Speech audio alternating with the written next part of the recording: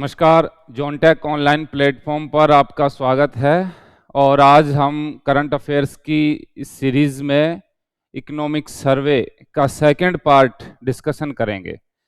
Economic survey, Rajasthan का budget और राजस्थान की करंट अफेयर्स जितनी भी योजनाएं हैं उनको हम इन दो वीडियो में डिस्कशन कर रहे थे। एक पार्ट हम डाल चुके हैं और इकोनॉमिक सर्वे का ये जो फास्ट रिवीजन टाइप क्लास है, इसमें ये सेकंड क्लास और अंतिम क्लास होगी, इकोनॉमिक सर्वे, बजट और इनसे संबंधित। तो इसी के साथ हमारा जनवरी टू सितंबर करंट अफेयर्स, जिसमें नेशनल और राजस्थान और इकोनॉमिक सर्वे कंप्लीट हो जाएगा। तो इकोनॉमिक सर्वे पिछली क्लास में जहां पर ने डिस्कशन किया था, पब्लिक फाइनेंस वगैरह से संबंधित चैप्टर थे उसमें, और आज हम डिस्कशन करेंगे agriculture sector, service sector, industry वाला, सोशल सर्विस, ठीक है, और अर्बन और रूरल डेवलपमेंट से संबंधित जो भी स्कीम है उनको आज डिस्कशन करेंगे। इससे पहले वाले में energy sector, transportation, public finance, ठीक है, पोस्टल ऑफिस, कम्युनिकेशन और सस्टेनेबल डेवलपमेंट आदि से संबंधित हम डिस्कशन पिछले वीडियो में कर चुके हैं। तो अब देखते हैं शहरी विकास, ठीक है, शहरी विकास से संबंधित, अर्बन डेवलपमेंट से संबंधित जितनी भी स्कीम है वो अब आपके सामने स्क्रीन।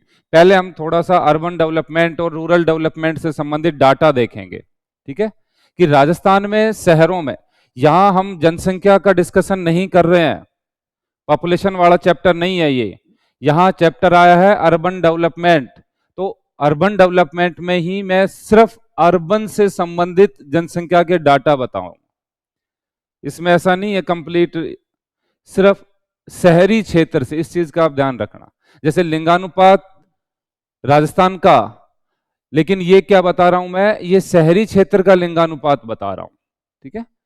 राजस्थान शहरी क्षेत्र का लिंगानुपात है 914 और राजस्थान का लिंगानुपात हम फर्स्ट स्लाइड में इकोनॉमिक सर्वे की में डिस्कशन कर चुके हैं।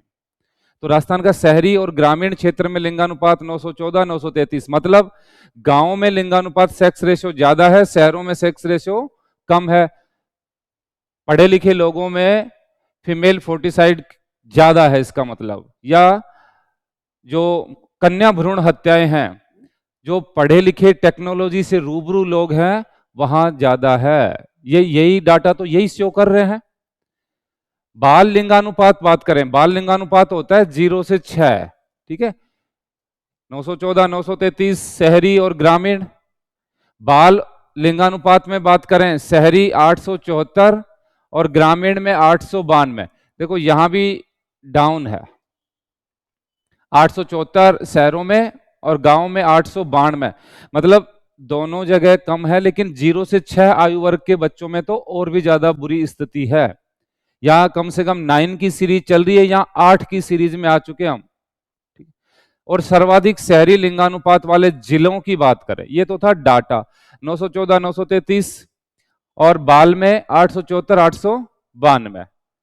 सर्वाधिक शहरी लिंगानुपात वाले जिलों की बात करें तो टोंक, बांसवाड़ा, प्रतापगढ़ क्या शो कर रहा है। ऐसे देखो आपके डाटा अगर डिस्ट्रिक्ट याद नहीं रहे तो एक कॉमन आइडिया क्या है कि राजस्थान के दक्षिणी राजस्थान, या फिर ऐसे कहें कि अनुसूचित जनजाति, ट्राइबल एरिया जो भी है, ट्राइबल एरिया में लिंगानुपात ज्यादा है, लड़कियों की संख्या ज्यादा है तुलनात्मक रूप से मैदानी क्षेत्रों में या पढ़े लिखे एरिया में। जैसे आप देखोगे झुंझुनू, सीकर, इस एरिया में कम मिलेगा आपको सेक्स रेशियो। तो टोंक, बांसवाड़ा, प्रतापगढ़, ठीक है, दक्षिणी राजस्थान में लिंगानुपात ज्यादा है। और न्यूनतम शहरी, ये सिर्फ शहरों का है, दोनों गांव का गांव वाले चैप्टर में।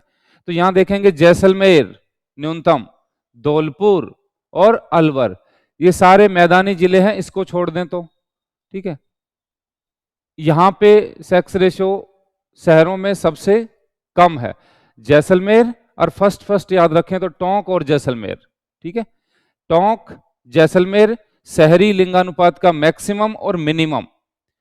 और बाल लिंगानुपात में देखें तो नागौर, बीकानेर और भीलवाड़ा ये सबसे ज्यादा है।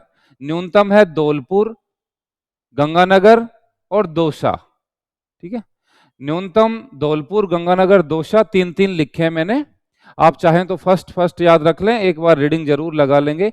नागौर और धौलपुर बाल लिंगानुपात में मैक्सिमम और minimum, Nagaur Dholpur maximum minimum बाल, और Tonk Jaisalmer maximum minimum all over शहरी लिंगानुपात। ठीक है, तो ये 2 डाटा थे जो शहरों से संबंधित बाल लिंगानुपात से संबंधित है। ठीक है, और अब आते हैं शहरी साक्षरता दर।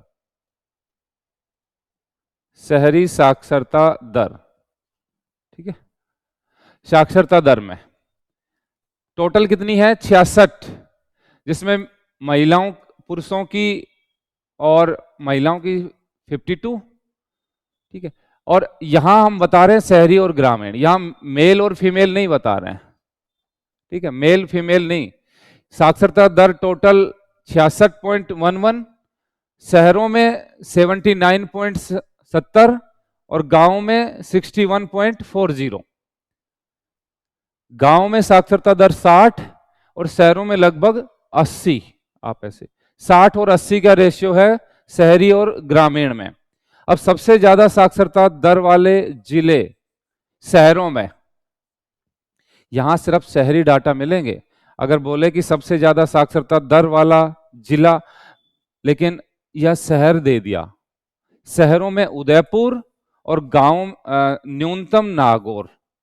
ठीक है, उदयपुर, बांसवाड़ा, प्रतापगढ़, नागौर, जालोर, चूरू। तो फर्स्ट उदयपुर और नागौर। सर्वाधिक शहरी साक्षरता, नागौर में न्यूनतम शहरी साक्षरता।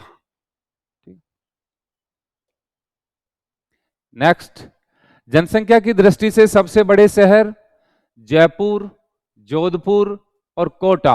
1 नंबर जयपुर, जोधपुर, कोटा।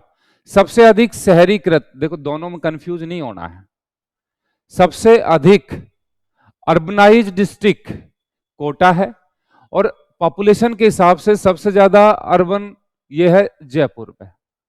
पॉपुलेशन के अकॉर्डिंग सबसे ज्यादा, सबसे बड़ा शहर है जयपुर, लेकिन सबसे अधिक शहरीकृत जिला वो होता है जहां जनसंख्या, पूरे डिस्ट्रिक्ट की जनसंख्या की बात कर रहा है, डिस्ट्रिक्ट बड़ा होता है।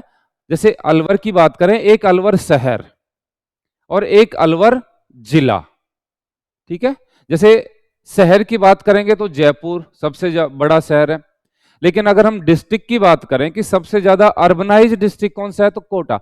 अर्बनाइज्ड डिस्ट्रिक्ट मतलब पूरे डिस्ट्रिक्ट को कवर करें जहां पे जनसंख्या शहरों में निवास करती है। ठीक है, तो सबसे अधिक शहरीकृत जिला है कोटा, न्यूनतम शहरीकृत डूंगरपुर। राजस्थान में सर्वाधिक झुग्गी झोपड़ियां कहां है? जयपुर में। लेकिन अगर हम परसेंटेज के हिसाब से झुग्गियां देखेंगे तो पीलीबंगा, हनुमानगढ़। ठीक है, हनुमानगढ़, पीलीबंगा सबसे ज्यादा झुग्गियां। स्लम एरिया जयपुर में प्रतिशत के अकॉर्डिंग देखेंगे तो पीलीबंगा में। ठीक है, अर्बनाइज सबसे मिनिमम डूंगरपुर, मैक्सिमम कोटा, और भाई पॉपुलेशन के हिसाब से जयपुर, जोधपुर, कोटा। ये थे आपके डाटा अर्बन से लेके। देखो शहरों में सबसे ज्यादा लिंगानुपात, सबसे कम लिंगानुपात, शहरों में सबसे ज्यादा साक्षरता, सबसे कम साक्षरता वाला जिला, और सबसे ज्यादा अर्बनाइज कौन सा है, सबसे ज्यादा पॉपुलेशन कौन से सिटी में है, स्लम एरिया कहाँ है। ये डाटा अपन ने अभी तक देखे शहरी। अब आते हैं स्कीम के ऊपर, शहरी विकास से संबंधित स्कीम जितनी भी हैं। तो पहले राजस्थान में 7 विकास प्राधिकरण है, डेवलपमेंट अथॉरिटी। जैसे जयपुर में है जेडीए बोलते हैं इसको।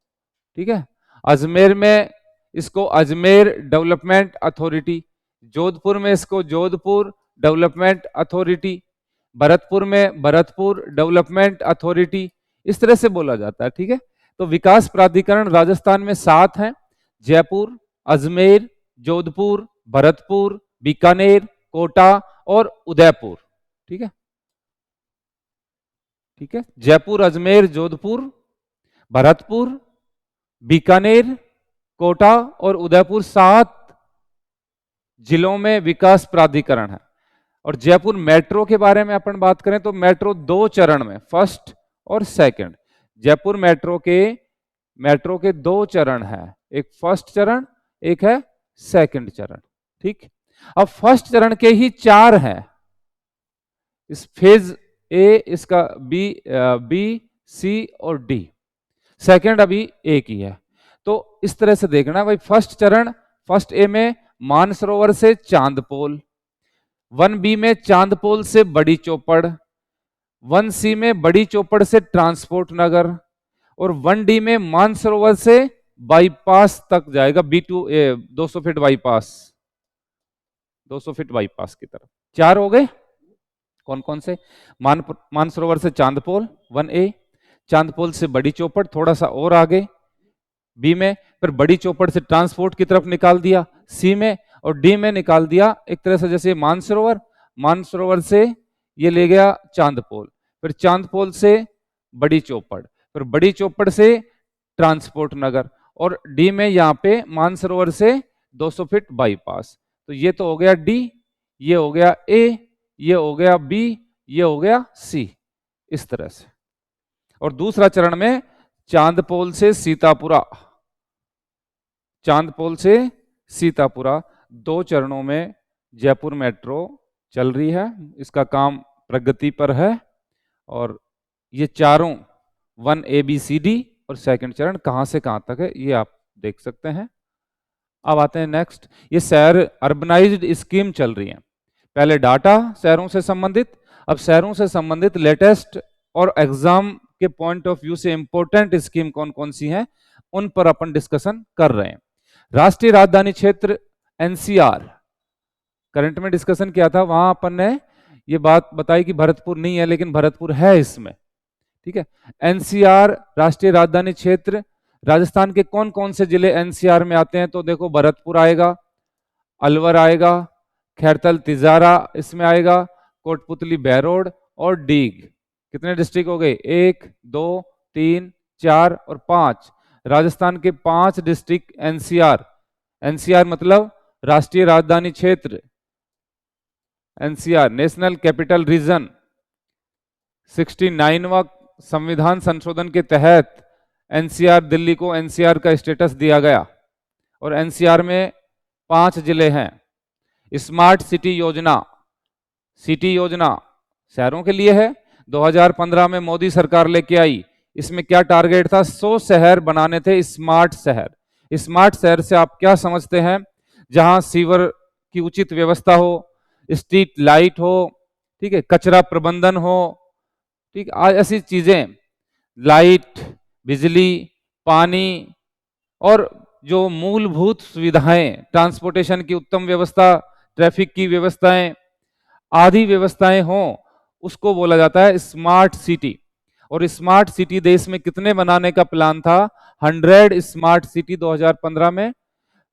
राजस्थान के, अब हमारे को ये देखना है 100 में से राजस्थान के कितने जिलों को या कितने शहरों को इस मिशन के तहत चुना गया था, सेलेक्ट किया गया था। तो राजस्थान के जयपुर शहर, उदयपुर शहर, कोटा और अजमेर, इन 4 सिटी को स्मार्ट सिटी के तहत चुना गया था। 100 में से राजस्थान के कितने थे? 4। ठीक है, ये जयपुर, उदयपुर, कोटा, अजमेर। नेक्स्ट खबर, LED लाइट योजना 2000, ठीक है, LED लाइट योजना, LED light emitting diode, LED की फुल फॉर्म लाइट इमेटिंग।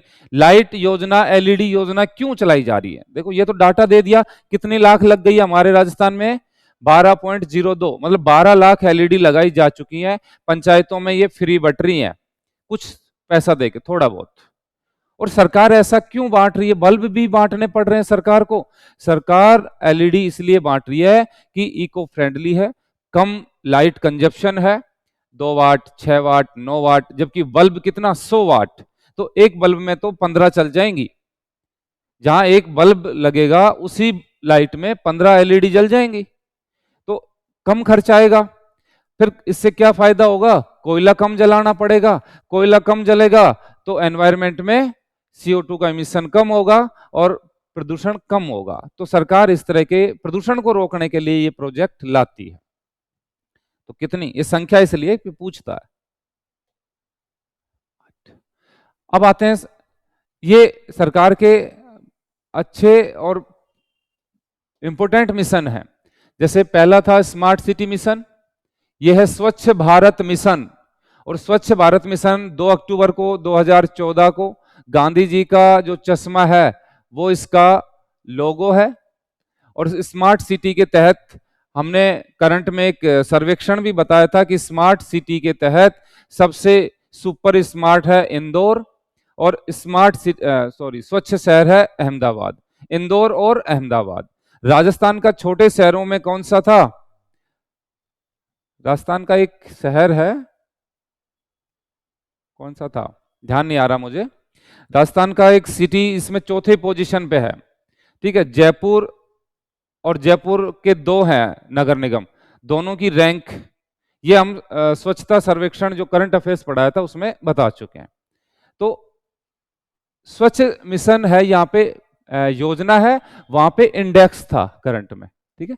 2 अक्टूबर को चालू, 2019 में सभी शहरों में खुले में, ओडीएफ बोलते हैं इसको, ठीक है, ओडीएफ घोषित। ओडीएफ का स्टेटस देखो, 2019 का तो क्या था, लक्ष्य था।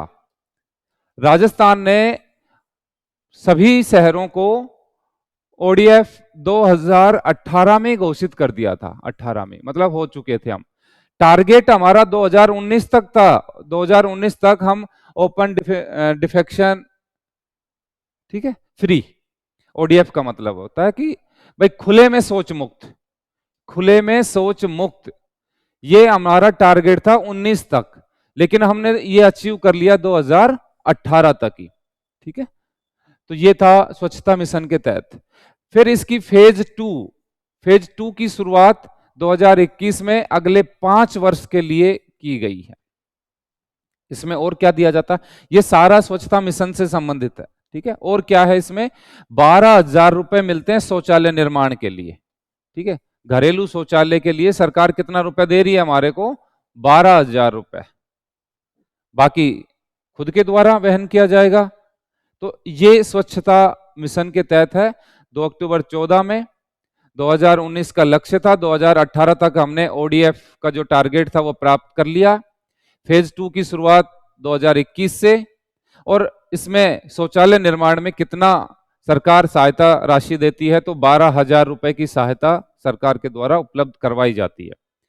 प्रधानमंत्री आवास योजना, पीएम आवास योजना कब से शुरू, 2015। गरीब और बेघरों को सस्ती दरों पर आवास उपलब्ध करवाने की योजना है, PM Awas Yojana.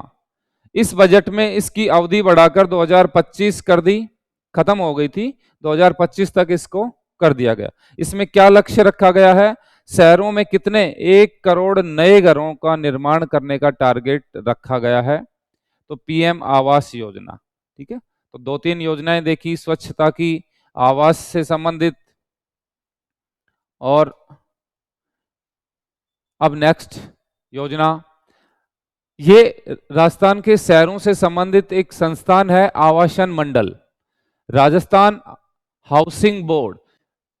Housing board के मकान बनाता है ये, ठीक है। और ये उसी से आवास योजना जब आप पढ़ रहे हो, तो आवास योजना के तहत आवास कौन बनाएगा, तो हाउसिंग बोर्ड बनाएगा। हाउसिंग बोर्ड प्रॉपर्टी बनाता है, फिर उसको बेचता है, लैंड को अक्वायर करता है, उसको उस पे डेवलप करता है उसको, और फिर उसको बेच देता है। तो राजस्थान जो हाउसिंग बोर्ड है, ये कब, 24 फरवरी 1970 को इसका एस्टेब्लिश्ड हुआ।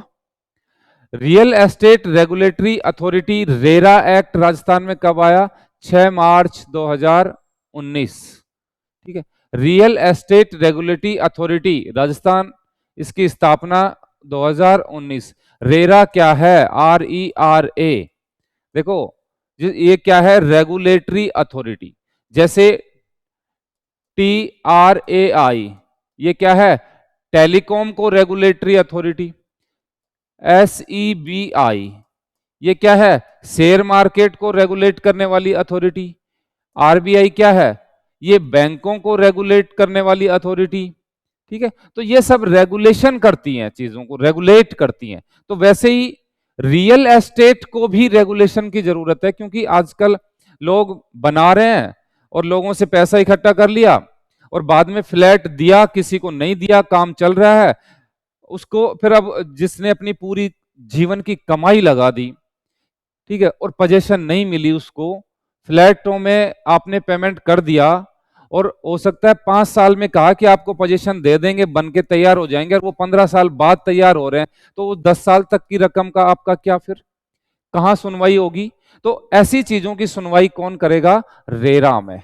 उनको रेगुलेट करेगा। उपभोक्ताओं के हितों का संरक्षण करने के लिए रियल एस्टेट से संबंधित कोई मैटर होगा, उसको रेगुलेट करने के लिए सरकार ने एक संस्था बनाई है, रेरा, जो 2019 में स्थापित की गई है। नेक्स्ट, श्री अन्नपूर्णा रसोई योजना। ये सब शहरों से संबंधित योजनाएं पढ़ रहे हैं हम।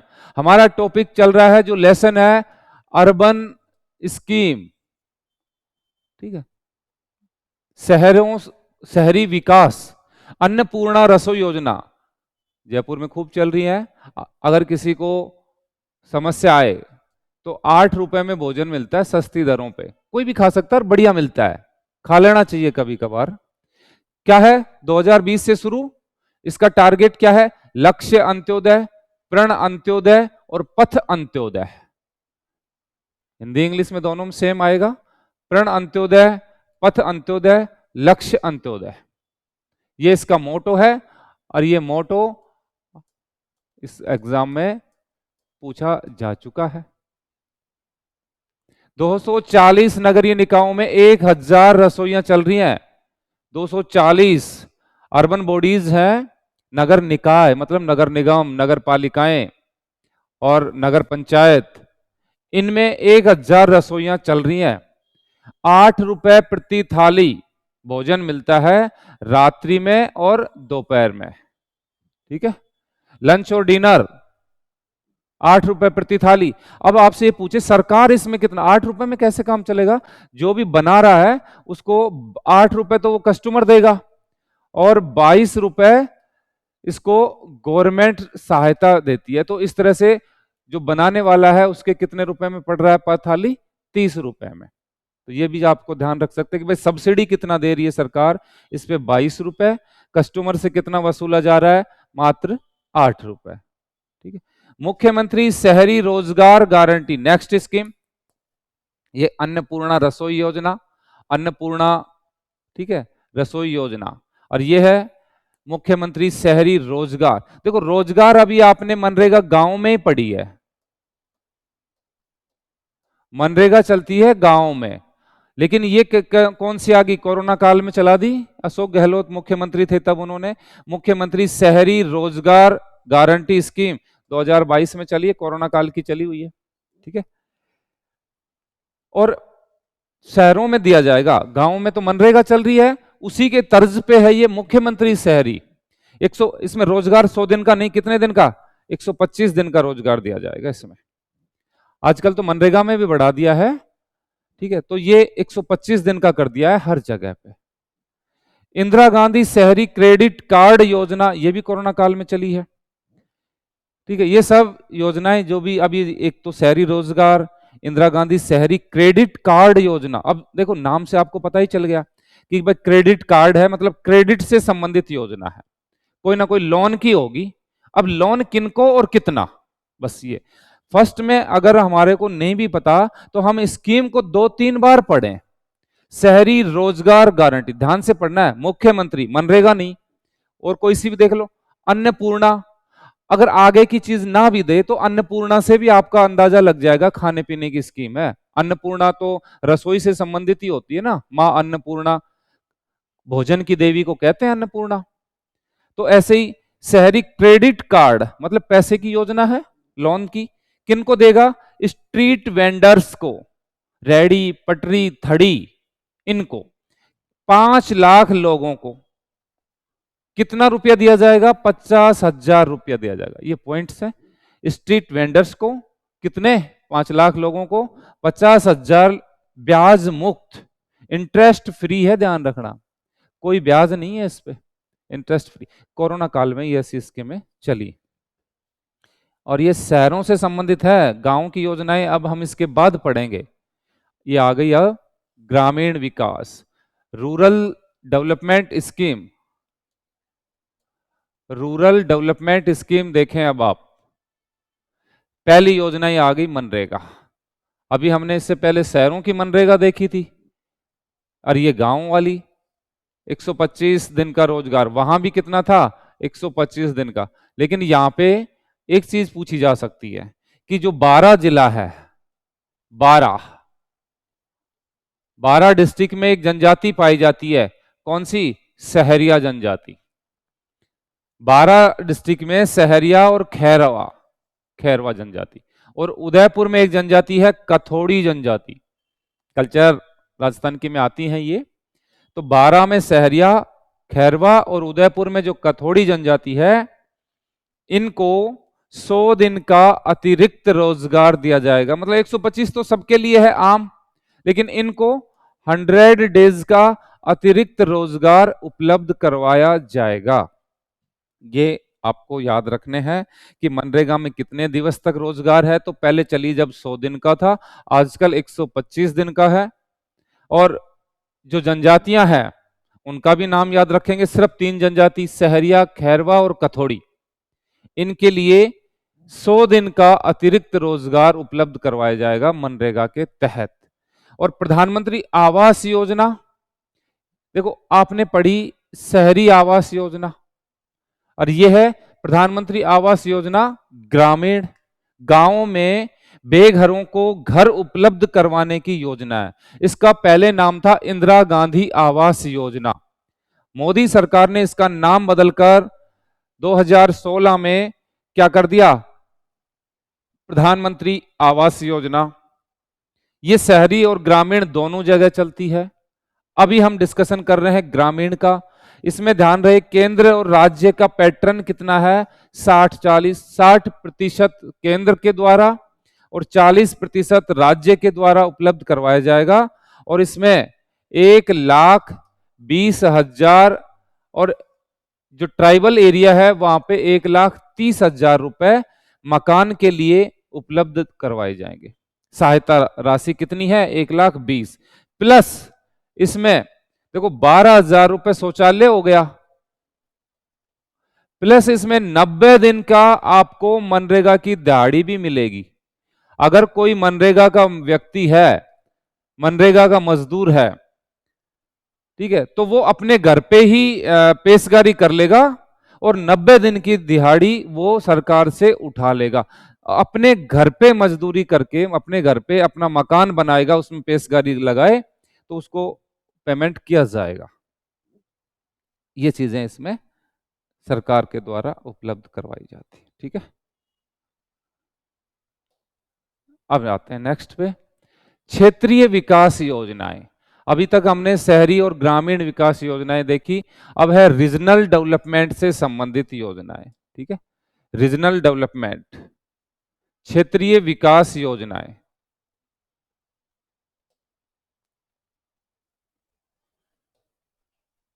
रीजनल डेवलपमेंट क्षेत्र में, जैसे देखो ये जिले हिसाब से नहीं है, ना शहरों और ग्रामीण के हिसाब से है, ना ही कृषि और उद्योगों से, क्षेत्र विशेष से। जैसे राजस्थान का चतुष्कोणीय तो है ही राजस्थान, जैसे कुछ स्कीम ऐसी हैं जो राजस्थान के मरुस्थल के लिए चलती है, कुछ स्कीम ऐसी हैं जो राजस्थान के जो मध्य वाला राजस्थान, अजमेर और ये वाला एरिया है भीलवाड़ा, और उसको उसको बोलते हैं मगरा क्षेत्र, उसके लिए चलती है।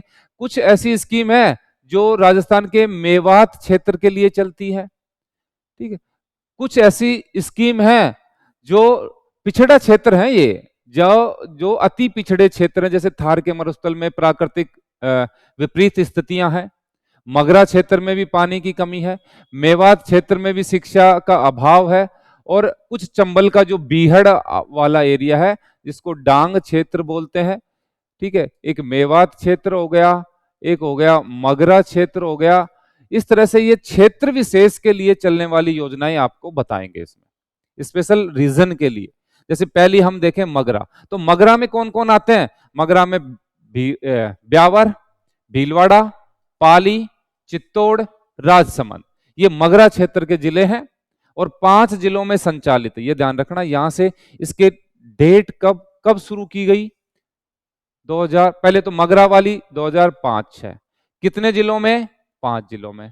कौन कौन से जिले हैं ये आप देखना चाहें देख लें, लेकिन ये दो तो आपको कंफर्म याद होने चाहिए। और ये डांग क्षेत्र है। डांग क्षेत्र मतलब चंबल वाला एरिया, बीहड़ वाला एरिया। डांग क्षेत्र विकास कार्यक्रम 2005-6, ठीक है, ये भी 5-6 में, ये भी 5-6 में। 8 जिलों में संचालित है, ये ध्यान रखना। सवाई माधोपुर, करौली, धौलपुर, बारा, झालावाड़, भरतपुर, कोटा और बूंदी। हो गए 8, ठीक है। 8 जिलों में संचालित है। जहां जहां चंबल प्रभावित होती है उससे जो उसके बीहड़ बन रहे हैं उन जिलों में चल रही है। मेवात वाला, जहां मेवात क्षेत्र है, मेव जनजाति, जैसे अलवर जिले में, खैरतल तिजारा में और डीग में, ठीक है। पहले भरतपुर था, भरतपुर को हटा के अब जो डीग नया जिला बन गया, तो अब इसको मेव का जो एरिया है वो डीग क्षेत्र में पड़ता है, भरतपुर में नहीं पड़ता है। तो 86-87 में चल रही है। तो 3 है, आप डेट याद रख लें। मगरा 2005-6 और डांग 2005-6, मेवात 86-87। जिले यहाँ 5 जिले या 8 जिले, यहाँ 3 जिले। खैरतल तिजारा एक ही जिला है, अलग नहीं है। तो यहाँ 3 जिले, ठीक है, यहाँ 8 जिले, यहाँ 5 जिले। ये था रीजन, स्पेशल रीजन के हिसाब से था। अब आते हैं नेक्स्ट, मुख्यमंत्री जिला नवाचार निधि योजना। ये लेटेस्ट योजना है और बजट में अभी घोषित की गई है। मैंने कहा इसमें बजट और करंट सभी समाहित हैं। अभी तक जितनी योजनाएं थी वो इकोनॉमिक सर्वे से संबंधित थी, ये एक आध कुछ बजट की योजनाएं हैं, कुछ लेटेस्ट योजनाएं भी आ जाएंगी आगे। तो जिला कलेक्टर को एम्पावर्ड किया गया है, 1 करोड़ रुपए खर्च करे वो, किनके लिए, स्थानीय आवश्यकताओं के अनुरूप विकास हेतु। और राजस्थान में वर्तमान में 33 जिला परिषद है, ठीक है, ये यहां तक है। मुख्यमंत्री जिला नवाचार योजना क्या है, नवा आचार मतलब इनोवेटिव है। मुख्यमंत्री जिला डिस्ट्रिक्ट इनोवेशन निधि योजना, इनोवेशन ये होता है जो नई नई तरह की स्कीम। अब देखो एम्पावर इसको कलेक्टर को कर दिया है कि भाई आप 1 करोड़ रुपए तक के काम बिना हम सरकार से पूछे, आपको लगता है कि इस क्षेत्र में ये चीज की आवश्यकता ज्यादा है। भाई देखो योजनाएं चलती हैं सरकार के ऊपर के लेवल से, विधानसभा से चलती हैं और वो पूरे राज्य में चलाई जाती हैं कलेक्टर के द्वारा। कलेक्टर एक तरह से इनका पूरा मॉनिटरिंग कौन करता है, कलेक्ट्रेट से मॉनिटरिंग की जाती है, कलेक्टर होता है हेड। अब एक तरह से ये डिसेंट्रलाइजेशन व्यवस्था कर दी कि भाई कलेक्टर को इतना एम्पावर्ड कर दो कि वो अपने आप डिसीजन ले। जरूरी नहीं कि हर जिले की समस्याएं एक जैसी हों, हर जिले की समस्याएं अलग अलग होती हैं। तो क्षेत्र की समस्याओं को देखते हुए, आवश्यकताओं को देखते हुए कलेक्टर 1 करोड़ रुपए तक के काम करवा दे। तो नई योजना है ये। राजस्थान में वर्तमान में 33 जिला परिषद है, जहां जिला प्रमुख बैठते हैं उनको बोलते हैं जिला परिषद। 365 पंचायत समिति हैं जहां पे प्रधान बैठता है और 11,194 ग्राम पंचायतें हैं। इस पूछी हुई सवाल है कितनी ग्राम पंचायतें हैं, तो आइडिया भी लगा लेंगे। आप देखेंगे कि एक डिस्ट्रिक्ट में कितनी गांव है, एक तहसील में कितने गांव हैं, उसके हिसाब से आप आइडिया भी लगा सकते हैं, ठीक है। तो ग्राम पंचायत जहां सरपंच बैठता है, जहां प्रधान बैठता है और जहां जिला प्रमुख बैठता है। तो 33, 365 और 11,194। स्वामित्व योजना क्या है, शुरुआत हुई 2021 में। क्या है, भूमि का ड्रोन के द्वारा सर्वेक्षण करें और उनका मैप तैयार करें। एक तरह से भाई आज तक तो हमारे पास में ऐसी फैसिलिटी थी नहीं, फीते से नाप नाप के मैप बनते थे, लेकिन अब तो ड्रोन आ गए, तो ड्रोन के द्वारा एग्जैक्ट मैप तैयार किया जा सकेगा। तो ड्रोन के द्वारा भूमि का सर्वेक्षण किया और उसके द्वारा लेटेस्ट मैप तैयार करना। स्वामित्व, नाम से पता चल रहा है, स्वामित्व मतलब अपनी भूमि का स्वामी। और वो कैसे होगा, आपकी भूमि है तो वो मानचित्र बनेगा, मैप बनेगा। और मैप सटीक मैप कैसे बनेगा, ड्रोन के द्वारा। अटल ज्ञान केंद्र, ये राजीव गांधी सेवा केंद्र हुआ करते थे पहले पंचायत पे। पंचायत भवन को एक तरह से पंचायत भवन है, और पंचायत भवन का नाम क्या रख दिया आजकल, अटल। जैसे जैसे सरकारें आती जाती है नाम बदलते रहते हैं। पहले राजीव गांधी सदन कहा करते थे, आजकल उसको अटल ज्ञान केंद्र कह देते हैं। ज्ञान केंद्र इसलिए कि वहां पे अब लाइब्रेरी भी खुल जाएगी, ठीक है, वहां पे आपको ई मित्र भी मिल जाएगा, ठीक है। तो ऐसी सारी चीजें वहां पे फैसिलिटीज कर दी हैं, तो ज्ञान केंद्र कहा गया, अटल सेवा केंद्र या अटल ज्ञान केंद्र। पंचायत मुख्यालय पर खोले जाएंगे राजस्थान में। अच्छा, नेक्स्ट न्यूज, ठीक है, ये नेक्स्ट। राजस्थान में अभी तक कितनी वस्तुओं को जीआई टैग दिया है, तो 22 वस्तुओं को जीआई टैग दिया है, 22 को जीआई टैग प्राप्त है। लेटेस्ट सबसे 22वीं कौन सी है, करंट में बता चुके हैं, बताओ। 22वीं वस्तु है सांगरी, ठीक है। इससे पहले फिर जैसे कई हैं, बीकानेरी भुजिया है, और सोजत की मेहंदी है, और हैंडीक्राफ्ट्स के बहुत सारी चीजें हैं जिनको जीआई टैग प्राप्त है। तो राजस्थान में टोटल 22, और 22वीं कौन सी है, सांगरी। नेक्स्ट न्यूज, एक संस्था है कौन सी, ग्रामीण गैर कृषि विकास अभिकरण। ग्रामीण गैर कृषि विकास अभिकरण, इसको बोलते हैं रूडा। रूडा काम करता है चमड़े, लघु खनिज, इन पे उन उन विकास, मतलब इस तरह के काम करता है रूडा। ग्रामीण गैर कृषि, कृषि के अलावा अन्य चीजों के डेवलपमेंट का काम करता है एक संस्थान है। जैसे भाई छोटे मोटे हैंडीक्राफ्ट्स वगैरह गांव में चलते हैं, दरी बनाना और इस तरह के काम, कृषि के अलावा अन्य चीजें, तो वो संस्थान है रूडा। और रूडा कब बना, 1995 में। तो ये रूडा इसलिए पड़ा क्योंकि गांव से संबंधित है।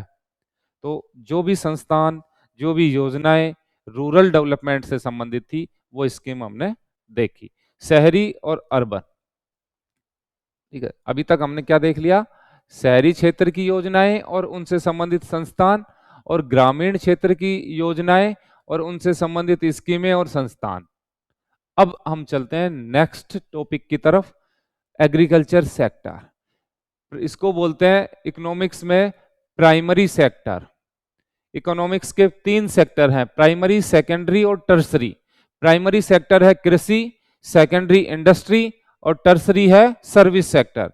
तो जीडीपी में सबसे ज्यादा योगदान है टर्सरी सर्विस का, और जीडीपी में कृषि क्षेत्र का योगदान हम फर्स्ट जो पब्लिक फाइनेंस वाला चैप्टर था आपका, फर्स्ट पार्ट था इकोनॉमिक सर्वे, उसमें कर चुके हैं, ठीक है, 26 के आसपास है। अब हम यहाँ पे किसका डिस्कशन करेंगे, कृषि और यहाँ रिपीट नहीं कर रहे हैं चीजों। कृषि का जीडीपी में योगदान हम बता चुके हैं, लगभग, अब पॉइंटों में आप देख लेंगे, लगभग 26% के आसपास है। दोनों चीज देखें आप, एक स्थिर अवस्था में भी और एक चालू कीमतों के आधार पे भी, ये दोनों हम डिस्कशन कर चुके हैं। कृषि का जीडीपी में योगदान, जीएसवीए बोलते हैं जिसको। अब देखो कृषि और संबंध क्षेत्र का योगदान, देखो यहाँ पे क्या कर रहे हैं कि कृषि, एग्रीकल्चर में सिर्फ आप फसलें थोड़ी मानेंगे भाई। एग्रीकल्चर सेक्टर का मतलब ये नहीं है कि खेतीबाड़ी, एग्रीकल्चर सेक्टर का मतलब पशुपालन भी एग्रीकल्चर में आता है, मत्स्य सेक्टर भी एग्रीकल्चर में ही आता है, ठीक है। तो और फॉरेस्ट्री सेक्टर भी इसी में आता है। तो वहां ये चीजें तो हम पहले देख चुके हैं, तो रिपीटेशन नहीं। हमारे को सिर्फ ये देखना है कि कृषि के क्षेत्र जो है, 5-6 क्षेत्र हैं इसके सेक्टर, उसमें सबसे ज्यादा किसका योगदान है। समझे इस चीज को कि कृषि का मान लिया योगदान कितना है, टोटल एग्रीकल्चर का 26% है, ये मान लिया हमने। राजस्थान में जीडीपी में एग्रीकल्चर का योगदान कितना, 26। अब ये क्या बता रहे हैं, इस 26 में से कौन कौन से सेक्टर हैं सबसे ज्यादा इस 26 में, ठीक है। तो एग्रीकल्चर में फसलों का योगदान 46% है, फॉरेस्ट्री का 6.56, पशुधन का 46.77, और मत्स्य का 0.51। मछली है ही नहीं राजस्थान में, पानी होगा तो ही मछली होंगी ना, 0.51, तो ये ज्यादा स्कोप है नहीं। तो यहां इसलिए दिया है कि राजस्थान में जो contribution of agriculture and allied sector, तो सबसे ज्यादा किसका, देखो इंडिया की बात करेंगे तो एग्रीकल्चर में सबसे ज्यादा योगदान किसका है, क्रॉप्स का है, फसलों का है। लेकिन राजस्थान में फसल इतना, क्योंकि रेगिस्तानी एरिया है और पशुधन ज्यादा है राजस्थान में। राजस्थान में फॉरेस्ट्री, ये सॉरी लाइव स्टॉक ज्यादा है। तो लाइव स्टॉक का आप देखें 46.17, 46.77, तो ये ध्यान रखना। कृषि में कौन से क्षेत्र का सबसे ज्यादा योगदान है, तो पशुधन वाले का सबसे ज्यादा है। ठीक है, ऑल ओवर में पूछे कि भाई कौन से सेक्टर का, तो सर्विस सेक्टर का। ठीक है, लेकिन सिर्फ एग्रीकल्चर में से कौन से सेक्टर है, तो पशुधन एग्रीकल्चर। फिर अब देखेंगे भूमि का उपयोग। ठीक, क्या लैंड यूज पैटर्न, ये देख रहे हैं हम कि भूमि का उपयोग किस किस चीजों में होता है। राजस्थान में जो जमीन है, खेती वाली जमीन, उसका यूज किधर किधर हो रहा है। तो एक तो बोया गया जो क्षेत्र है, सोन एरिया, ये है 53% यहां पे फसलें उगाई जाती हैं। ठीक है, 53% फसलों में। फॉरेस्ट्री के लिए है 8%, बंजर भूमि है 10%, ऊसर भूमि है 6%। ठीक है, बंजर भूमि जहां पे फसलें अभी उग नहीं रही हैं, बंजर पड़ी है, उगाई जा सकती हैं, जमीन उपजाऊ है लेकिन अभी हम उस पर उगा नहीं रहे, तो वो क्या है, बंजर। और ऊसर भूमि अनकल्चरेबल, मतलब यहां पे आप चाह के भी नहीं उगा सकते, उसमें होगी नहीं पैदावार। बंजर में तो पैदावार हो जाएगी, अभी हो नहीं रही, लेकिन अनकल्चरेबल में होगी ही नहीं ऐसी जमीन। तो ठीक है, दोनों में ये अंतर है, ऐसा नहीं है सेम सेम है, बंजर और ऊसर में अंतर है। तो यहां 53%, वानिकी 8% और बंजर 10%, ऊसर 6% और गोचर भूमि 4%।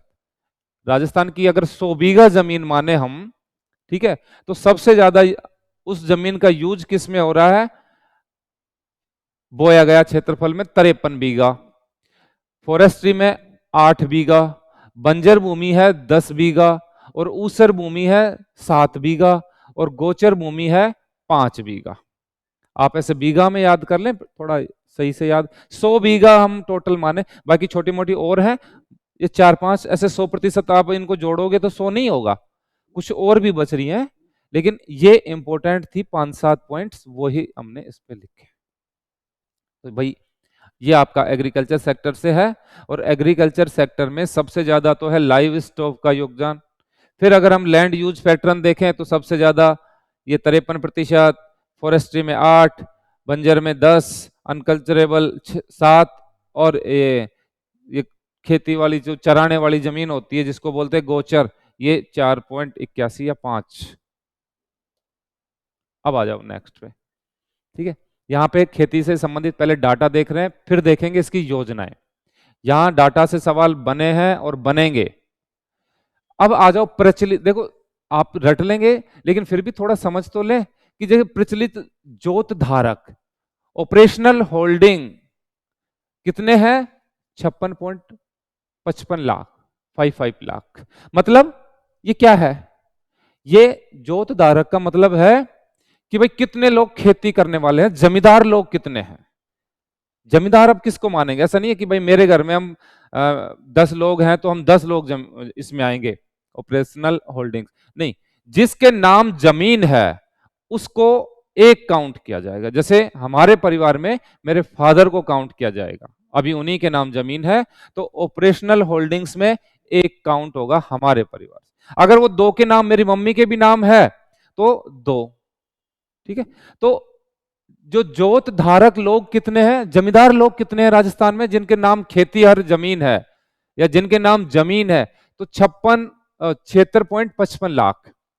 और कुल जोतों का क्षेत्रफल कितना है, 208 लाख हेक्टेयर। मतलब उनके नाम जमीन कितनी है भाई, व्यक्ति कितने हुए, 76 लाख, और उन 76 लाख के कितनी जमीन नाम है, 208 लाख। तो अब हम औसत निकाल लेंगे कि भाई औसत कितनी आई, तो 208 में 76 का भाग दे दो, ये आ जाएगा भाई, 208 में 76 का भाग दे दो, ये आ जाएगा इतना, मतलब एक व्यक्ति के कितनी औसत एवरेज जोत आई, 2.73। एक आदमी जिसके नाम जमीन है उसके लगभग 3.25 हेक्टेयर जमीन एवरेज राजस्थान में आती है। ठीक है, सीमा। अब ये तो था कि भाई कितने लोग, कितनी जमीन और एवरेज कितना, इसको बोला यही जाएगा। ठीक है, total operational area, average holding size, ठीक है, जोत आकार, जोतों का क्षेत्रफल और जोत धारक। अब जमीन कैसे, किस किस रूप में है, जैसे आपने देखे कि जमींदार इतने हैं, तो जमींदार छोटे हैं कि बड़े हैं कि मध्यम आकार के हैं। तो सीमांत मतलब होता है जो 2 हेक्टेयर से छोटे हैं। ये कितने प्रतिशत है, 40% लोग।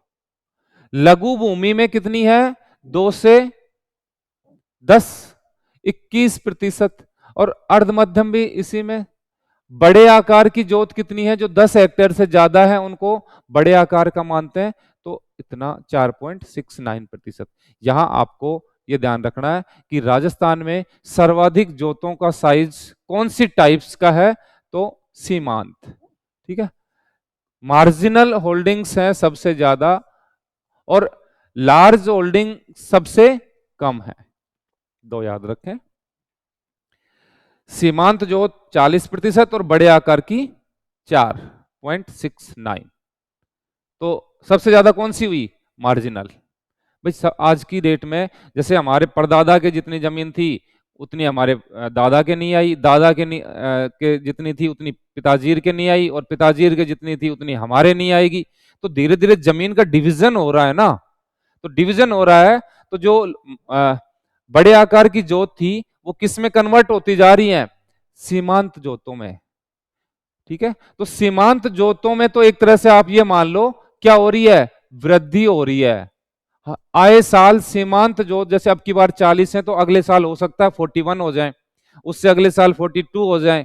और बड़े आकार की यहाँ पे कमी हो रही है, जैसे बड़े आकार की अब की बार आपको 4.69 दिख रही है ना, हो सकता है अगले इकोनॉमिक सर्वे में आपको ये 4.50 ही मिले। धीरे धीरे इनका टुकड़े हो रहे हैं। ठीक है, तो मध्यम और ये सारी कमी हो रही है मध्यम वाली में।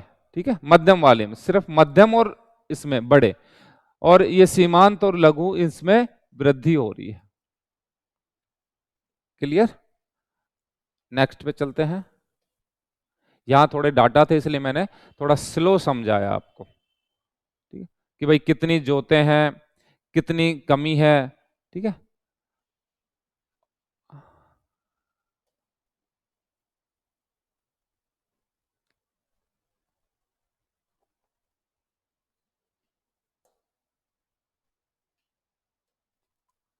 नेक्स्ट स्लाइड देखते हैं। ये महिलाओं से संबंधित है भाई। अभी आपने जो देखा टोटल का देखा 2.73, एवरेज, एवरेज बहुत बार पूछा है कि राजस्थान में जो एवरेज लैंड होल्डिंग्स कितनी है, तो 2.73। और नहीं भी पता होता तो 208 में 76 का भाग दे देंगे तो एवरेज आ जाएगी। अब महिलाओं में देखो आप, महिला प्रचलित जोत धारक मतलब महिला जमींदार कितनी है, महिलाओं के नाम जमीन कितने, महिलाओं के नाम जमीन है तो 7.75। देखो वहां कितनी है, 76 लाख के आसपास है। मात्र लगभग 8 लाख महिलाओं के नाम जमीन है, 7.25। महिलाओं के नाम जमीन कितनी है, 16.55, जबकि वहां पे कितनी है, 208 लाख हेक्टेयर। यहां 16 ही है, बहुत कम मात्रा में। लेकिन फिर भी धीरे धीरे आप ये देखोगे कि जो महिला जोत धारक हैं वो क्या हो रही है, इनमें वृद्धि हो रही है। ठीक है, और इनके जोतों के साइज में भी क्या हो रहा है, वृद्धि हो रही है। अब आप कहोगे कैसे, क्यों हो रही है वृद्धि, क्योंकि आज की डेट में सरकार की स्कीमें चलती हैं कि रजिस्ट्रेशन में महिलाओं के नाम से कम टैक्स लगता है, इसलिए लोग टैक्स से बचने के लिए महिलाओं के नाम रजिस्ट्रेशन कराते हैं। दूसरा, इसमें बाप की जो प्रॉपर्टी है उसमें बेटियों को भी हक मिलने लग गया, तो बाप के बाद में बेटियों के नाम ऑटोमेटिक जमीन चढ़ जाती है, तो वो भी लैंड होल्डिंग्स बढ़ रही है। इस वजह से महिला जोत धारक भी बढ़ रही हैं और उनके भूमि जोतों का साइज भी बढ़ रहा है। अगर पूछे महिला जोत धारकों का एवरेज कितना है तो वो आप निकाल लेंगे, 16.55 लाख हेक्टेयर में कितने का भाग दे देंगे, ये दे देंगे। ये आपका महिलाओं का एवरेज आ जाएगा। जैसे हमने टोटल का एवरेज निकाला था 2.73, या महिलाओं का एवरेज निकल जाएगा साथ लगभग 2 पॉइंट, जो भी निकलेगा आप निकाल लेंगे। अब और योजनाएं देखते हैं। जैसे एक लखपति दीदी योजना चल रही है। लखपति दीदी, दीदियों को लखपति बनाने की योजना है। सरकार उसको एक मुश्त पैसा दे रही है, 1 लाख, और बोल रही है, ज्यादा लोन दे रही है कि आप लोग अपना कोई भी बिजनेस डालो, आम का, अचार का, पापड़ का, दरियों का। तो लखपति दीदी बनाने की योजना है, और इसका उद्देश्य क्या है कि आत्मनिर्भर बनाने की योजना है। ठीक है, रोजगार देने की योजना है ये, अगर उद्देश्य की बात करें। ठीक है, ऐसा नहीं है कि सिर्फ लोन देना, उद्देश्य ये है आपका। केंद्र सरकार का टारगेट कितना है, 3 करोड़ लखपति दीदी बनाने का टारगेट है, और राज्य सरकार का टारगेट है 20 लाख लखपति दीदी बनाने का अब की बार इस बजट में, लखपति दीदी योजना के ऊपर। ठीक है,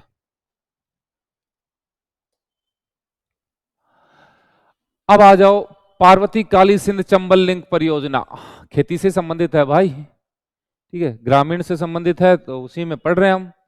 पार्वती काली सिंध, सिंध है ये, पार्वती काली सिंध, पार्वती काली सिंध और चंबल। पहले नाम इसका था क्या, ERCP, eastern Rajasthan canal project. इसी का नाम आजकल क्या रख दिया, पार्वती काली सिंध चंबल लिंक परियोजना। और इसी का प्रधानमंत्री ने आए थे जब इसका उद्घाटन किया था, तो एक बड़ा मटका था जिसमें एक तरफ पार्वती का पानी था, एक में काली सिंध का पानी था, और एक में चंबल का पानी था। तो तीनों मटकों को मिला के एक में किया था, ऐसे उद्घाटन किया था इसका। तो पार्वती काली सिंध चंबल लिंक परियोजना है, किन किन की है, ये राजस्थान की है, मध्य प्रदेश की है, और केंद्र सरकार की है। इंपॉर्टेंट, और 17 जिलों को लाभान्वित करने वाली योजना है ये। इससे कितने जिले लाभान्वित होंगे, 17 जिलों को लाभ मिलेगा। और इसमें फाइनेंशियल जो इनका पैटर्न है कि भाई खर्चा कौन कौन कितना देगा, तो इसमें सेंटर गवर्नमेंट 90% वहन करेगा, और बाकी राजस्थान और MP 5% वहन करेंगे। ठीक है, मुख्यमंत्री जल स्वावलंबन योजना अभियान 2, पहले 1 चला था वसुंधरा राजे के टाइम पे, अभी इसको चला दिया। नाम से चल रहा जल स्वावलंबन, मतलब पानी बचाने की योजना है। वसुंधरा राजे सरकार की चलाई हुई योजना है। अभी अभियान 2 चलाया कब से, फरवरी 2024 से। 4 वर्ष में 20 गांव में 5 लाख जल संचय संरचनाओं का निर्माण करना है। ठीक है, ये गांव की संख्या पे डाउट है, 20 से ज्यादा हो सकते हैं, आप इसको एक बार या तो देख लेंगे, नहीं इसका कंफर्मेशन नहीं माने। इतना है कि इसमें अगले 4 साल में कितना टारगेट, 5 लाख जल संचयन संरचनाओं का टारगेट है। हाँ, 20,000 विलेज है, मैं बताया ना, देखो 20,000 विलेज, 20 नहीं है ये, 20,000 विलेज, याद रखेंगे। तो क्या टारगेट है जल स्वावलंबन में, जल स्वावलंबन में पानी बचाने की योजना है, और जनता के सहयोग से वाटर, जो ग्राउंड वाटर है उसको रिचार्ज करने की योजना है, कि वर्षा के जल को संचयन करें, ग्राउंड वाटर को रिचार्ज करें। यह है जल संचयन योजना। और इसमें अब क्या है, 5 लाख जो जल संचयन स्ट्रक्चर है, वाटर हार्वेस्टिंग स्ट्रक्चर है, कितनी, 5 लाख।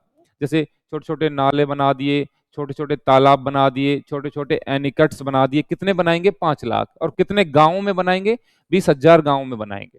पानी से संबंधित योजनाएं बता रहे हैं सारी। और यह अटल भूजल योजना, नाम से प्रधानमंत्री, पूर्व प्रधानमंत्री के नाम पे अटल भूजल ग्राउंड वाटर, विश्व बैंक के सहयोग से चल रही है, बस इसमें यह खास है। बाकी योजना का उद्देश्य क्या है वो तो हमें पता ही चल गया, ग्राउंड वाटर को रिचार्ज करने की योजना है, और सेंट्रल गवर्नमेंट की योजना है, वर्ल्ड बैंक के सहयोग से चल रही है। नेक्स्ट, राष्ट्रीय बागवानी मिशन, ये सब आपको एग्रीकल्चर, कृषि और कृषि से संबंधित योजनाएं चल रही हैं, क्योंकि पानी भी तो कृषि से संबंधित ही है। राष्ट्रीय बागवानी मिशन 31 जिलों में चल रहा है। ठीक है, नेशनल हॉर्टिकल्चर 31, यहां जिले पूछता है कितने जिलों में चल रहा है, 31 जिलों में। राष्ट्रीय खाद्य सुरक्षा mission, national food security mission 2007-8 से शुरू है। केंद्र राज्य की हिस्सेदारी 60-40 की है, सेंटर 60, स्टेट 40। 35 किलो प्रति माह प्रति परिवार, प्रति माह प्रति परिवार 35 किलो। और आजकल इसमें क्या चला रखा है सरकार ने, गिव अप अभियान। तो गिव अप अभियान क्या है, नेशनल फूड सिक्योरिटी मिशन से सक्षम लोगों द्वारा स्वेच्छा से अपना नाम कटवाने का जो योजना है उसको बोला है गिव अप अभियान, छोड़ना। ठीक है, जो सक्षम है और जो अपना भुखमरी में नहीं है तो वो अपना नाम कटवा लें, ये योजना है गिव अप योजना। नेक्स्ट, कृषक उपहार योजना, एग्रीकल्चर की योजनाएं पढ़ रहे हैं आप। डिजिटल बिक्री पर 10,000 रुपए मूल्य का कूपन देंगे सरकार, 10,000 रुपए मूल्य का कूपन देगी आपको अतिरिक्त। कब, जब कृषक अपनी जो फसल है, अपनी पैदावार है, उसको ऑनलाइन मंडी पे बेचेगा, ई मंडी पे बेचेगा तब। ठीक है, ऑनलाइन जो खरीद और फरोख्त है उसको बढ़ाने के लिए सरकार ने ये योजना चलाई है। राष्ट्रीय सहकारी मसाला मेला कहाँ आयोजित किया गया, जवाहर कला केंद्र जयपुर में। ठीक है, national cooperative spice fair organised at Jawahar Kala Kendra Jaipur. Rajasthan में कितने एग्रो फूड पार्क हैं, एग्रो फूड पार्क। पहली बात तो फूड पार्क क्या होते हैं, देखो एक तरह से एग्रीकल्चर, ये एग्रो है तो एग्रो मतलब एग्रीकल्चर प्रोडक्ट को उसका ट्रांसफॉर्मेशन करके नए प्रोडक्ट बनाना, जैसे गेहूं से बिस्किट बनाना, टमाटर से सॉस बनाना। तो एक ऐसा एरिया जहां पे जो पैदावार होती है उसको ट्रांसफॉर्मेशन कर दें उस फसल का, और जिससे उसके किसानों को ज्यादा फायदा मिलेगा, इंडस्ट्री भी डेवलप होगी, लोगों को रोजगार भी मिलेगा। तो उस एरिया को अपन बोलते हैं फूड पार्क। वहां पे आपको स्टोरेज की व्यवस्थाएं, आपको खरीदने बेचने की व्यवस्थाएं, आपको टेक्निकल हेल्प मिलेगी, तो इंडस्ट्री डेवलपमेंट कराई जाएगी। ये सब एरिया होगा फूड पार्क एरिया। तो राजस्थान में ऐसे 4 फूड पार्क बन रहे हैं, एक बोरानाड़ा जोधपुर में, रानपुर कोटा में, एक अलवर में, एक गंगानगर में, 4। ठीक है, और एक अभी जालोर में प्रस्तावित है इस बजट में, 5वां जालोर में प्रस्तावित है 5वां agro food park.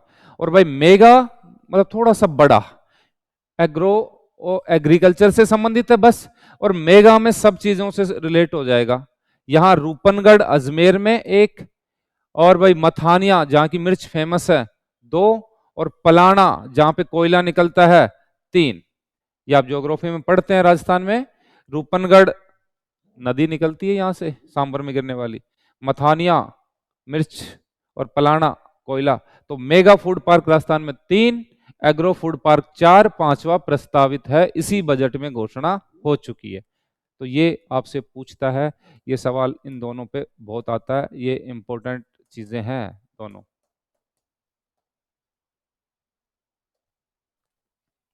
Next slide, मुख्यमंत्री किसान सम्मान निधि योजना।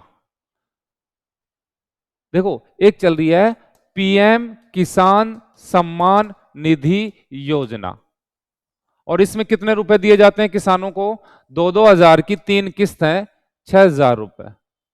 लेकिन इसी को राजस्थान सरकार में किस नाम से जाना जाएगा, मुख्यमंत्री किसान सम्मान निधि योजना। इसमें क्या 9,000 रुपए प्रतिवर्ष दे देंगे, मतलब इसमें जो 3 किस्तें हैं 2-2 हजार की, उसमें 1-1 हजार और जोड़ दिया सीएम ने, तो उसको क्या बोल दिया, मुख्यमंत्री किसान सम्मान निधि। तो ध्यान रखें पीएम में कितना 6,000 और मुख्यमंत्री में कितना 9,000, अतिरिक्त राशि कितना 3,000 रुपए। किसान कलेवा योजना, किसान अगर मंडी में जाता है अपना सामान बेचने, तो भाई वहां पे अगर मान लो 1 दिन 2 दिन रुकना पड़ जाए तो वहां पे खाना कैसे खाए, तो वहां किसानों को मंडी में, मंडी है ये, मंडियों में खाने की जो है 5 रुपए में जो भोजन मिलता है उसको बोलते हैं किसान कलेवा योजना। नाम से भी पता चल रहा होगा आपको, कलेवा मतलब भोजन से ही संबंधित है। और अब आ जाओ पशुधन और पशुपालन से संबंधित, ये सब क्या है, एग्रीकल्चर सेक्टर चल रहा है।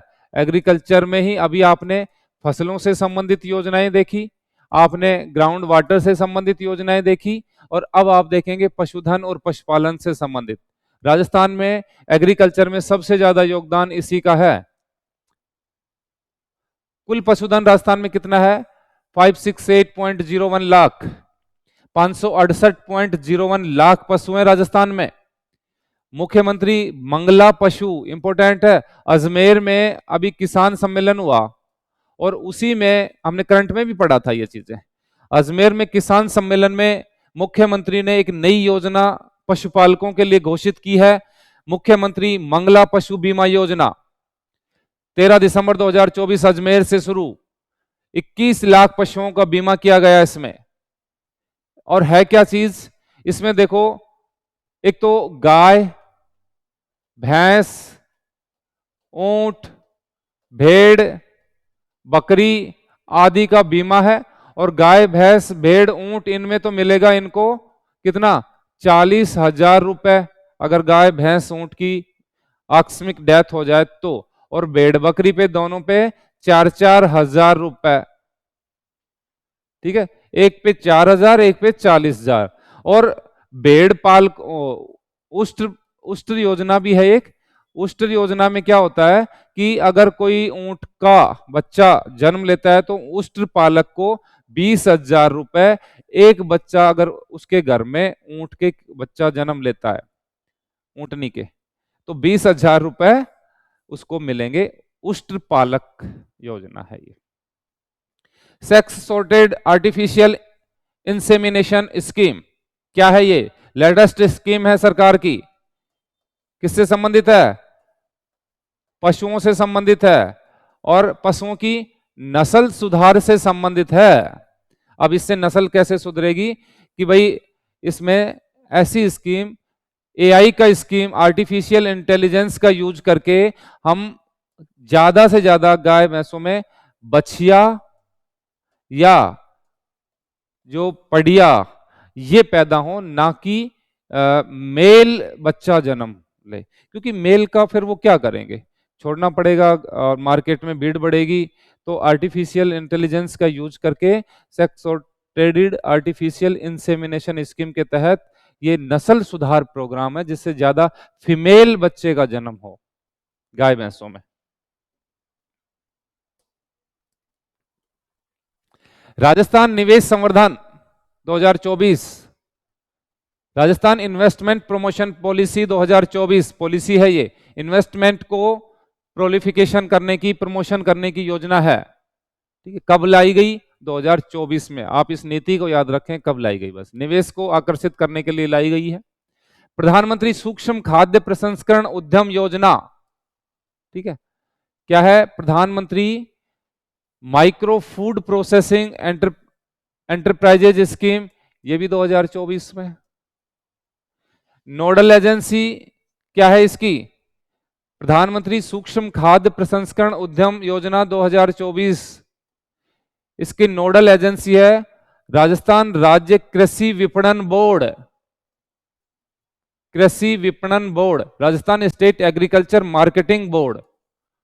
किस स्कीम का नोडल एजेंसी है ये, इसका फूड प्रोसेसिंग का। और फूड प्रोसेसिंग क्या होता है वही बताया, टमाटर से सॉस बनाना, आटे से बिस्किट बनाना, फूड का प्रोसेस कर देना, फूड प्रोसेसिंग। फूड प्रोसेसिंग पे सरकार का ज्यादा फोकस रहता है क्योंकि इससे एक लोगों को रोजगार भी मिलता है और दाम भी ज्यादा मिलते हैं, इंडस्ट्री डेवलप होती है, ठीक है। जैसे गेहूं 25 रुपए किलो और बिस्किट आपको 5 रुपए में कितने का, 50 ग्राम, तो फूड प्रोसेसिंग हो गई ना वो। तो फूड प्रोसेसिंग योजना कब लाई, 24 में। नोडल एजेंसीज की मार्केटिंग बोर्ड, राजस्थान कृषि विपणन बोर्ड। और केंद्र राज्य का अनुपात क्या है इसमें, 60-40 का। किसमें, इस योजना में। इंपॉर्टेंट योजना है फूड प्रोसेसिंग योजना। नेक्स्ट, अब आ जाओ इंडस्ट्री से संबंधित, औद्योगिक क्षेत्रों से संबंधित योजनाएं। अभी हमने एग्रीकल्चर से संबंधित देखी, ठीक है, और उसी में फसलों से संबंधित और पशुओं से संबंधित, अभी इंडस्ट्री से संबंधित। औद्योगिक उत्पादन सूचकांक, भाई इंडस्ट्री गिर रही है कि बढ़ रही है, तो इसके लिए एक हम इंडेक्स जारी करते हैं, और वो किस आधार पर जारी होता है? मासिक आधार पर। इसके कब से, इसका बेस ईयर हमने क्या माना है? 2011-12। किसका? उत्पादन सूचकांक का। अब राजस्थान में 36 तो उद्योग केंद्र हैं और 8 उपकेंद्र हैं, सब सेंटर हैं, और 36 मेन सेंटर हैं। किसके? इंडस्ट्री के। अब उद्योग संवर्धन संस्थाएं राजस्थान में कौन कौन सी हैं? अभी सिर्फ इंट्रोडक्शन चल रहा है उद्योगों से संबंधित, ठीक है। और उद्योगों का योगदान कितना है? 27 के समथिंग है, वो हम फर्स्ट में ही डिस्कशन कर चुके हैं कि जीडीपी में इंडस्ट्री का योगदान। यहाँ पे मासिक आधार पर इंडेक्स जारी होता है, बेस ईयर 2011-12। राजस्थान में मेन उद्योगों के जो सेंटर हैं वो 36 हैं, और सब सेंटर कितने हैं? 8।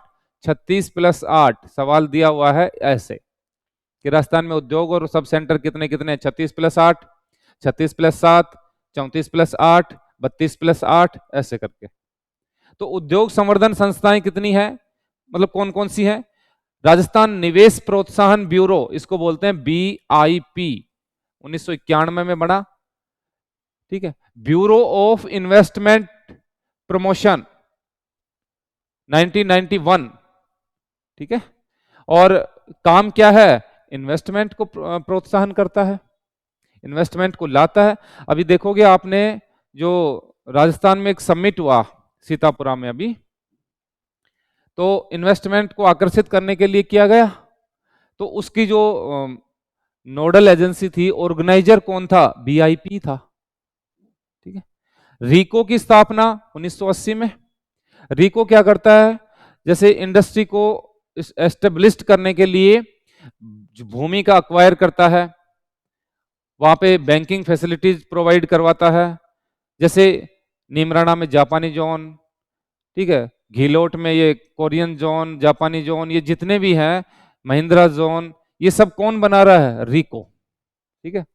तो रीको 1980 में, राजसीको 1961 में बना। आपको यहां से सन याद रखने पड़ेंगे, कौन सा संस्थान कब और क्या काम करता है। राजसीको का मतलब क्या है? नाम से पता, राजस्थान स्मॉल इंडस्ट्री, एस से स्मॉल, आई से इंडस्ट्रियल कॉरपोरेशन, लघु उद्योगों को बढ़ावा देने वाला संस्थान है 1961 में। RFC, Rajasthan financial corporation, finance मतलब पैसा, वित्तीय सुविधाएं उपलब्ध कराने वाला संस्थान 1955 में। तो RFC 55, राजसीको 61, रीको 80 और BIP 91, कम से ज्यादा की तरफ। सबसे पहले RFC, राजसीको, रीको और BIP, ठीक है। VIP नहीं, BIP। इस रीको को आप यहां से काट के यहां लिख सकते हैं, रीको। ये इंडस्ट्री से संबंधित चीजें थी। अब इंडस्ट्री की कोई योजनाएं, कोई स्कीम वगैरह कोई है? राजस्थान निवेश प्रोत्साहन योजना, महिला नेतृत्व वाले स्टार्टअप को 2 वर्ष तक 100% SGST से छूट मिलेगी, ठीक है। 2024 में जो योजना है निवेश प्रोत्साहन, ये क्या करती है कि कोई भी, ये महिला उद्यमियों को बढ़ावा देती है। कई बार योजना का वो पूछ लेता है कि भाई क्या है इसका मोटो, क्या है उद्देश्य, क्या है? तो महिला नेतृत्व को बढ़ाना, महिला इंडस्ट्रियल जो लीडर हैं उनको बढ़ावा देना। कोई स्टार्टअप शुरू कर रही है तो 2 साल तक उनको क्या नहीं देना पड़ेगा? GST नहीं देना पड़ेगा, सेंटर वाला नहीं, स्टेट GST, SGST।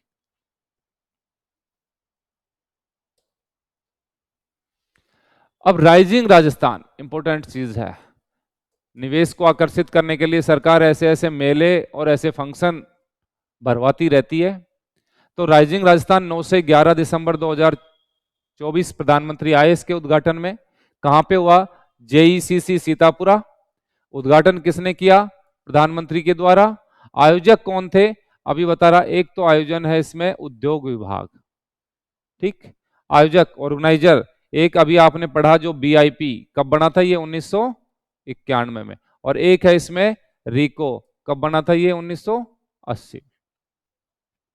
ये 3 इसके ऑर्गेनाइजर हैं, लेकिन नोडल एजेंसी केवल BIP है, ये है। नोडल एजेंसी पूछा जाए कि भाई राइजिंग राजस्थान की नोडल एजेंसी बीआईपी, 32 देशों के प्रतिभागियों ने इसमें भाग लिया।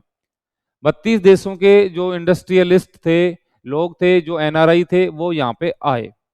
और राष्ट्रीय इन्वेस्टर मीट इससे पहले, देखो राइजिंग राजस्थान किया, उससे पहले हमने पूरे देश विदेश में घूम घूम के लोगों को एक तरह से इनवाइट किया।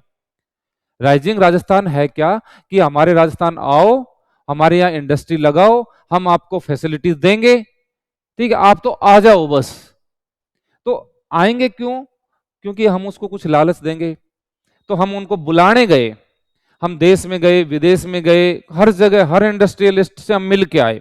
तो उसके लिए ये है कि भाई राइजिंग राजस्थान हेतु क्या क्या प्रयास किए हमने? पहले 3, एक राष्ट्रीय इन्वेस्टर मीट आयोजित करी, कहां हमने? मुंबई में। अंतरराष्ट्रीय इन्वेस्टर मीट कहां आयोजित करी हमने? कोरिया में। और अंतरराष्ट्रीय रोड शो भी किया हमने जापान में। तो इसके लिए हमने कई काम किए, रोड शो किया, इन्वेस्टर मीट की, राष्ट्रीय और अंतरराष्ट्रीय दोनों, मुंबई में और कोरिया में, और रोड शो किया जापान में। हमारे मुख्यमंत्री गए यहाँ पे, लोगों को बुलाया, फिर 32 देशों के लोग आए, और वीआईपी और उद्योग विभाग रिको ने ये ऑर्गेनाइज करवाया, ठीक है। 9 से 11 तक ये चला, और आगामी होगा 2026 दिसंबर में, ठीक है, इस साल होगा ये दोबारा से। और अब इसमें आए और क्या काम किया, ठीक है, क्या क्या घोषणाएं करी। तो प्रधानमंत्री को तो हमने एक चंदन की तलवार, लकड़ी से बनी तलवार भेंट की, और जिसपे महाराणा प्रताप से जीवनी की जो, महाराणा प्रताप की जो जीवनी है वो इस पे लकड़ी पे खोदी गई है। वास्तुकार कौन है? विनोद जांगिड़ है चूरू के।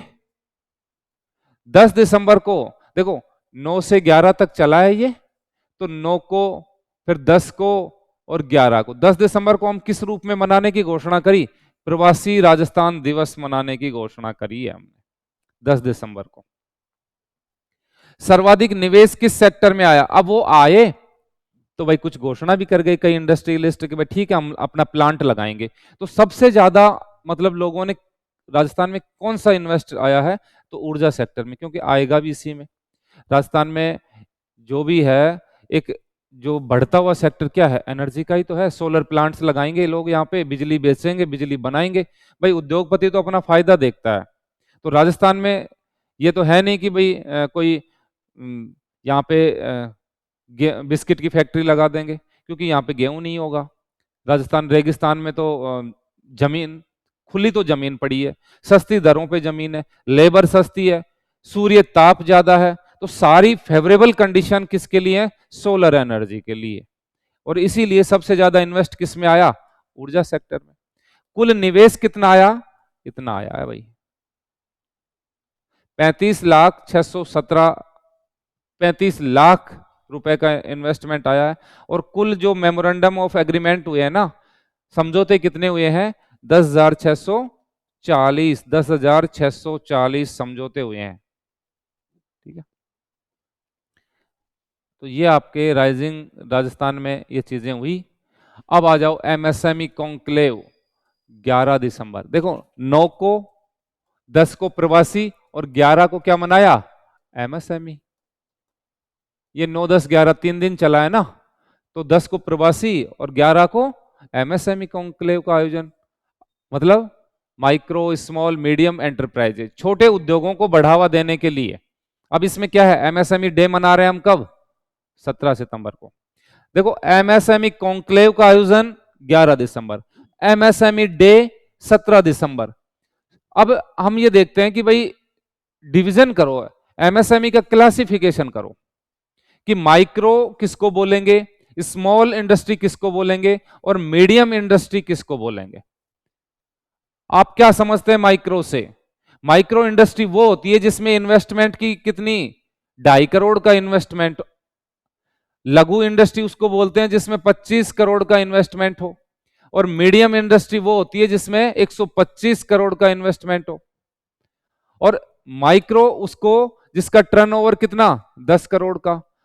लघु उसको जिसका टर्नओवर 100 करोड़ का, मध्यम उसको जिसका टर्नओवर 500 करोड़ का। एक तरह से 2.5 या 10-10 गुना कर दो आप, ठीक है। 2.5 का कितना हो गया, यहाँ 2.5 से 5 गुना, 5 से यहाँ पे 5 गुना, यहाँ 10 गुना या 5 गुना, यहाँ पे 10 और यहाँ 5, ठीक है। यहाँ 10 गुना किया, यहाँ पे 5 गुना किया। ऐसे आप लिंक बिठा सकते हैं कि 2.5, 25 और 125, ये तो है इन्वेस्टमेंट, टर्नओवर है 10, 100 और 500।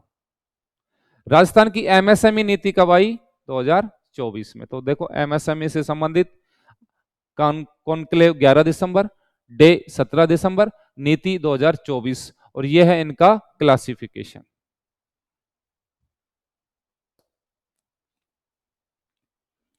प्रधानमंत्री विश्वकर्मा योजना, विश्वकर्मा, विश्वकर्मा मतलब नाई, धोबी, सुनार, खाती, बढ़ई, इन लोगों के लिए जो टेक्निकल कास्ट है, विश्वकर्मा योजना उनके लिए है, ठीक है। मुख्यमंत्री विश्वकर्मा पेंशन योजना, दो चीजें, मुख्य प्रधानमंत्री विश्वकर्मा योजना, इसमें भाई जो टेक्निकल कास्ट है उनके लिए टेक्निकल हेल्प, औजार खरीदने के लिए लोन, और उनको स्किल डेवलपमेंट करवाया जाएगा।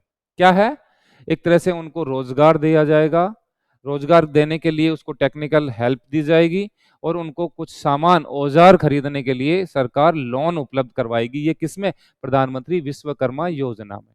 और मुख्यमंत्री विश्वकर्मा ये क्या है, ये पेंशन योजना है, वो स्किल डेवलपमेंट योजना है। पेंशन दे दी जाएगी 60 साल के बाद में, उनको पेंशन स्कीम है ये, मुख्यमंत्री विश्वकर्मा, ठीक है। राजस्थान में निर्यात शीघ्र वस्तु, निर्यात शीर्ष, राजस्थान सबसे ज्यादा एक्सपोर्ट किन चीजों का करता है, तो राजस्थान सबसे ज्यादा एक्सपोर्ट करता है इंजीनियरिंग गुड्स का, फिर जेवरात, आभूषण वगैरह इनका, फिर धातु का, फिर वस्त्रों का, फिर हैंडीक्राफ्ट्स का, ठीक है। सबसे ज्यादा इंजीनियरिंग गुड्स, फिर जेम्स एंड ज्वेलरी, फिर मेटल, फिर टेक्सटाइल और हैंडीक्राफ्ट्स। तो सबसे ज्यादा एक नंबर पे इंजीनियरिंग गुड्स, राजस्थान सबसे ज्यादा इंजीनियरिंग गुड्स एक्सपोर्ट करता है, ठीक है। और भाई निर्यात प्रोत्साहन को नीति आई कब, 2024 में, और कब तक चलेगी ये ध्यान रखना है। ये सवाल पूछ लिया है आरपीएससी ने, पहले पूछ लिया है, ठीक है। लगभग ये अंदाजा चल रहा है 5 साल के लिए लगा लें आप, ठीक है। 31 मार्च 2029, क्योंकि बजट आ जाता है फिर बाद में तो नया सेशन शुरू हो जाता है, तो 31 मार्च 2029 तक चलेगा। राजस्थान एक जिला एक प्रोडक्ट नीति कब आई, 24 में, और इसकी घोषणा हुई थी, एग्जैक्ट डेट है 8 दिसंबर 2024। एक जिला एक प्रोडक्ट, एक जिला एक प्रोडक्ट में क्या है, जैसे कोई भी जिला जिसमें कोई चीज स्पेशल है, जैसे बीकानेर की भुजिया हो गई, जोधपुर का पत्थर हो गया, ठीक है, और अलवर का मिल्क केक हो गया, तो उस प्रोडक्ट को बढ़ाना, और उसके लिए क्या, निर्यात, ये निर्यात से संबंधित है कि भाई उसको एक्सपोर्ट करें। और राजस्थान राज्य खान एवं खनिज लिमिटेड, राजस्थान स्टेट, क्या बोलेंगे, Rajasthan state mines and mineral, Rajasthan state mines and mineral कब बनी, 1974 में। खनिज नीति कब आई, 24 में। एम्स एंड नीति कब आई, 24 में। लॉजिस्टिक पॉलिसी कब आई, 25 में। और टेक्सटाइल और अप्रैल पॉलिसी कब आई, 25 में। तो पॉलिसी हैं कुछ इंपोर्टेंट जो इंडस्ट्री से जुड़ी हुई हैं। खनिज नीति, एम्स एंड नीति 24 में है, लॉजिस्टिक और टेक्सटाइल अप्रैल पॉलिसी दोनों 25 में। लॉजिस्टिक पॉलिसी का मतलब यह है कि एक तरह से संचार व्यवस्था को, सॉरी ट्रांसपोर्टेशन व्यवस्था को, जैसे लॉजिस्टिक पॉलिसी का मतलब यह है कि भाई कहीं पे आलू ज्यादा होते हैं, कहीं पे टमाटर ज्यादा होते हैं, कहीं पे प्याज ज्यादा होती है, तो सप्लाई और चेन को जोड़ना, सप्लाई और चेन को बोलते हैं लॉजिस्टिक, क्योंकि इससे महंगाई पर काबू प्राप्त किया जा सकता है अगर आपकी सप्लाई चेन व्यवस्था अच्छी है तो। और उसी को दुरुस्त करने के लिए सरकार कौन सी पॉलिसी लाई है? Logistic policy. ठीक है। टेक्सटाइल तो ये आपके कपड़ा वस्त्र पॉलिसी है 2025। और भाई 13वां, India stone mart. India stone mart का आयोजन जयपुर में है। राजस्थान रिफाइनरी से संबंधित कहां पे है? पचपदरा में, पहले बाड़मेर, आजकल डिस्ट्रिक्ट कौन सा पड़ गया? बालोतरा। और किस किस की है ये? एचपीसीएल की और राजस्थान गवर्नमेंट की, दोनों की है। दोनों का प्रोजेक्ट, जिसमें एचपीसीएल की हिस्सेदारी 74 और राजस्थान गवर्नमेंट की 26। और कौन से? BS6 मानक वाली है ये, BS6 मानक वाली रिफाइनरी है ये। अच्छा, और तेल के जो ब्लॉक हैं राजस्थान में कितने हैं? एक बाड़मेर जो तेल ब्लॉक है, एक जैसलमेर जो गैस वाला ब्लॉक है, और एक पूनम क्षेत्र, ये है बीकानेर और नागौर वाला जो एरिया है उसको बोलते हैं पूनम फील्ड। और एक आपका ये झालावाड़ में और आ गया आजकल, चौथा झालावाड़ वाला। ठीक है, तो 4 ब्लॉक हैं राजस्थान में तेल के। पर्यटन और सर्विस सेक्टर, अब आ जाओ सर्विस। 3 सेक्टर, पहले एग्रीकल्चर सेक्टर, फिर इंडस्ट्री, और अब आ रहे हैं सर्विस सेक्टर से। तो सर्विस तो टूरिज्म, ठीक है, मेन इसमें। क्षेत्रवार अगर हम देखें, जैसे एग्रीकल्चर में सबसे ज्यादा क्षेत्र के हिसाब से योगदान किसका था? पशुपालन का। वैसे ही सर्विस का मतलब, सर्विस में कई चीजें आती हैं। सर्विस में होटल भी आते हैं, स्थावर और संपदा भी आती है, इसमें ट्रांसपोर्टेशन भी आता है। तो हमारे को क्षेत्रवार योगदान देखेंगे तो सबसे ज्यादा योगदान इसमें इसका है ट्रेड्स एंड होटल का। रियल एस्टेट का कितना है? 23। ट्रांसपोर्टेशन का है 10। तो ये आप याद रखना, सबसे ज्यादा ट्रेड का। सर्विस में ट्रेड और एग्रीकल्चर में लाइव स्टॉक।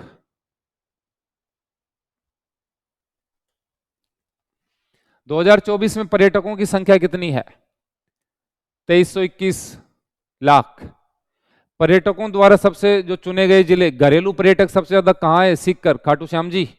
विदेशी पर्यटक जयपुर में। और विदेश सबसे ज्यादा कहां से हमारे यहाँ आए? अमेरिका से सबसे ज्यादा राजस्थान घूमने आए लोग। पर्यटन दिवस कब मनाया जाता है? 27 सितंबर को।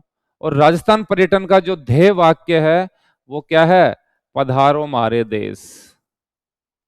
बीच में बदल के इसको कर दिया था जाने क्या दिख जाए, लेकिन अब वापस हमने कर दिया पधारो मारे देश। ये अपील करता है, ये ऐसा इसमें एक अपील है, इसलिए इसी को रखा गया है। पर्यटन को उद्योग का दर्जा कब मिला? टूरिज्म को 1989 में टूरिज्म को इंडस्ट्री का दर्जा दिया है। और पर्यटन विभाग कब बना? 1956 में। और Jaipur RTDC, Rajasthan transport development corporation, RTDC नहीं, Rajasthan tourism development corporation, RTDC hotel वगैरह ये बनाती है ना, तो टूरिज्म को बढ़ावा देने वाला संस्थान कब बना? 79 में।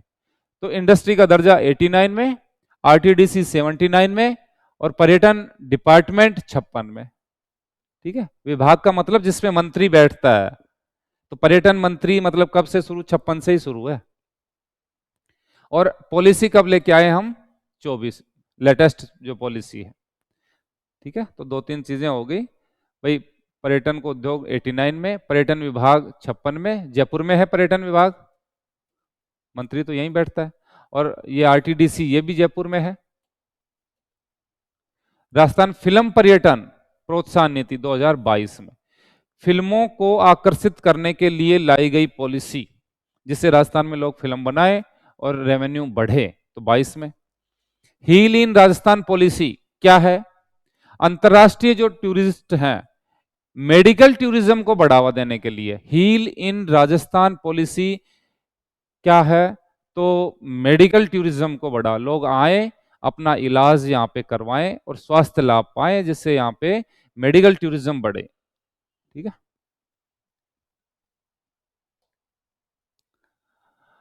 वरिष्ठ नागरिक तीर्थ योजना, बड़े बुजुर्गों को तीर्थ करवाने की योजना है सरकार की।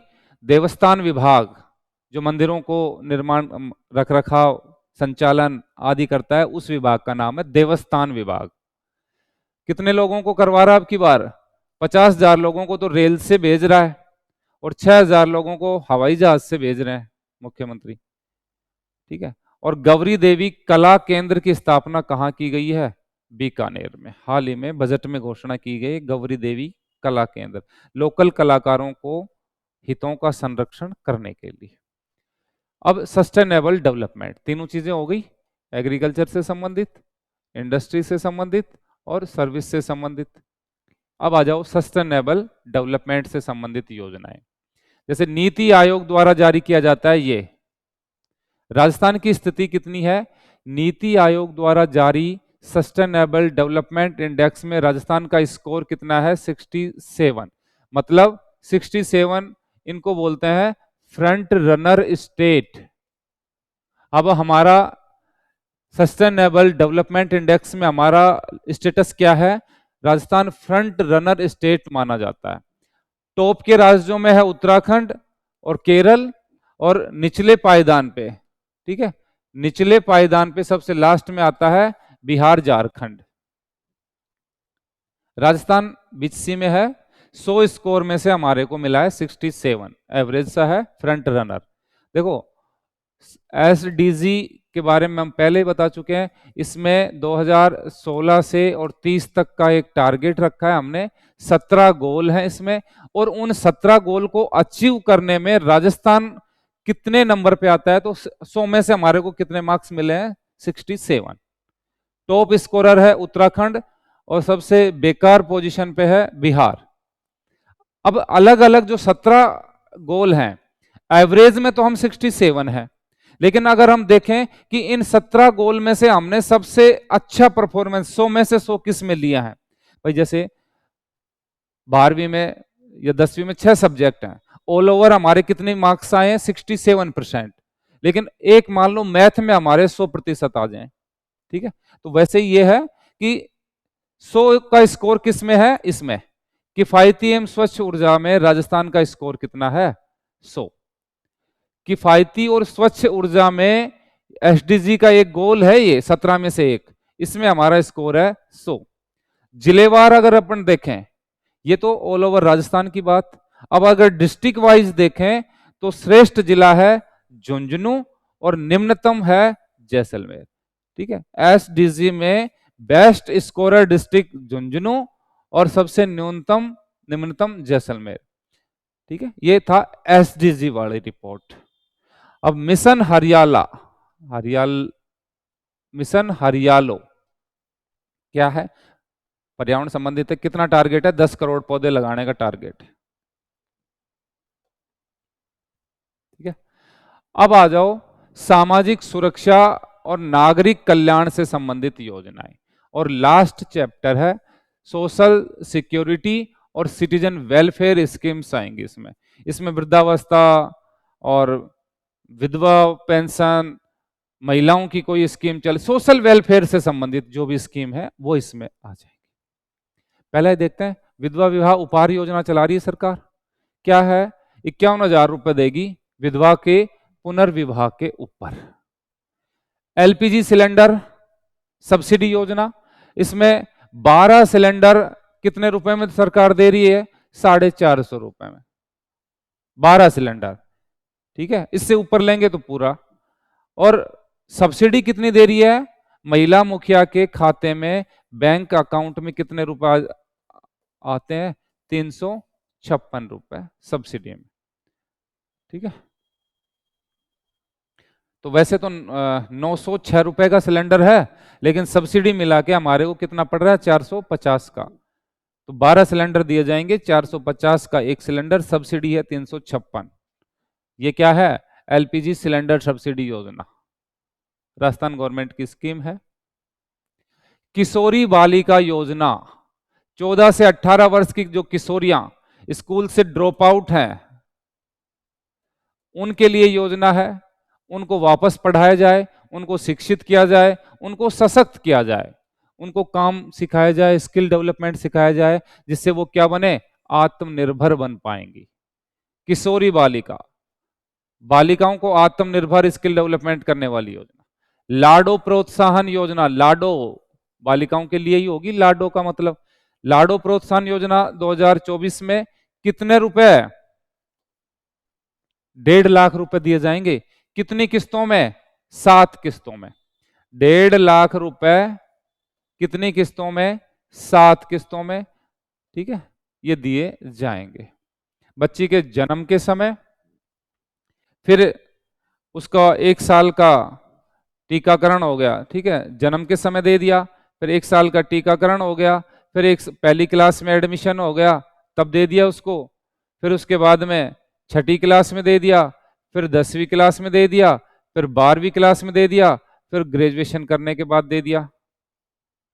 कितने हो गए?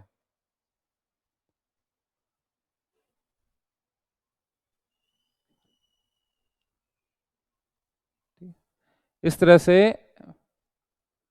70, 80, 90, 100, 1 लाख और भाई 15, 20, 30 और होंगे इसमें, मतलब 1.5 लाख है टोटल किस्तों में। इस तरह से देके 1.5 लाख रुपए दिए जाएंगे 7 किस्तों में। पहले तो जन्म के समय, पहले टीकाकरण पे, पहली क्लास के एडमिशन पे, छठी क्लास के एडमिशन पे, 10वीं पे, 12वीं पे और ग्रेजुएशन पे, ऐसे 7 किस्तों में ये 1.5 लाख रुपए इसमें दिए जाएंगे लाडो प्रोत्साहन योजना। और भाई कालीबाई भील, पहले इसका नाम था उड़ान योजना, लेकिन आजकल इसके नाम से पहले क्या जोड़ दिया? कालीबाई भील उड़ान योजना। उड़ान योजना का संबंध किससे है? तो ये मुफ्त सैनिटरी नैपकिन बांटने की योजना है, मतलब स्वच्छता से संबंधित योजना है। 10 से 45 साल की महिला और किशोरी मासिक धर्म से स्वस्थ और सुरक्षा की योजना है। इनकी निःशुल्क सैनिटरी नैपकिन उपलब्ध करवाए जाएंगे, उड़ान योजना। और मुख्यमंत्री वृद्धावस्था पेंशन योजना बूढ़ों के लिए 55 और 58। ठीक है, महिलाओं के लिए 55 साल से शुरू हो रही है और पुरुषों को 58 साल के बाद मिलना शुरू होगी। वृद्धावस्था पेंशन योजना महिलाओं को 55, पुरुषों को 58। कितने रुपए दिए जाएंगे? 1150 रुपए। मुख्यमंत्री यह है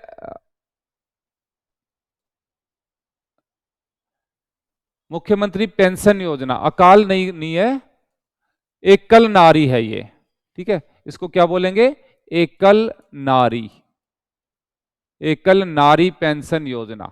एकल नारी मतलब विधवा और जो परित्यक्ता, ठीक है, जो सिंगल है, डाइवोर्सी है, विधवा है, ठीक है, तो उनको बोलेंगे एकल नारी। उसके लिए अगर 75 वर्ष तक 1150 और 75 से अधिक है तो 1500 रुपए दिए जाएंगे। मुख्यमंत्री विशेष योग्यजन 3 तरह से होगी, एक बूढ़ों के लिए, एक एकल नारी के लिए और एक हैंडीक्राफ्ट्स के लिए। ठीक है, स्पेशली एबल्ड पेंशन स्कीम है। इसमें 75 वर्ष तक 1150 और 75 से अधिक 1250। सिलिकोसिस से है तो उसको 1500 और कुष्ठ रोग से पीड़ित है तो उसको 2500। क्या है? मुख्यमंत्री विशेष योग्यजन पेंशन। स्पेशली एबल्ड पर्सन जो है उनको 1100, 1250, 1500 और 2500। ठीक है, सिंगल जो नारी है, विधवा पेंशन, और जो एकल नारी है, विधवा है, परित्यक्ता है, डाइवोर्सी है, उसको 1100, 1150 और 1500। और बूढ़ों के लिए फिक्स है 1150। राजस्थान बजट में सभी पेंशन आगामी वर्ष से बढ़ाकर कितनी कर दी? 1250। ये जो 1150, 1150 दिख रही है आपको, 1150, 1150, 1150, जो शुरुआती है, ठीक है, वो कितनी कर दी है? 1250 से कर दी है। अब आप इसको 1150 की बजाय कितना पढ़े? 1250। ये बजट में घोषणा की है। और वन स्टॉप सखी केंद्र, यहाँ पे सखी सखी एक ही जगह के आपको क्या मिलेगा? सुरक्षा से संबंधित, एक ही जगह पे आपको कानूनी जानकारी, एक ही जगह के आपको आर्थिक सहायता से संबंधित कोई आपकी स्कीम वगैरह।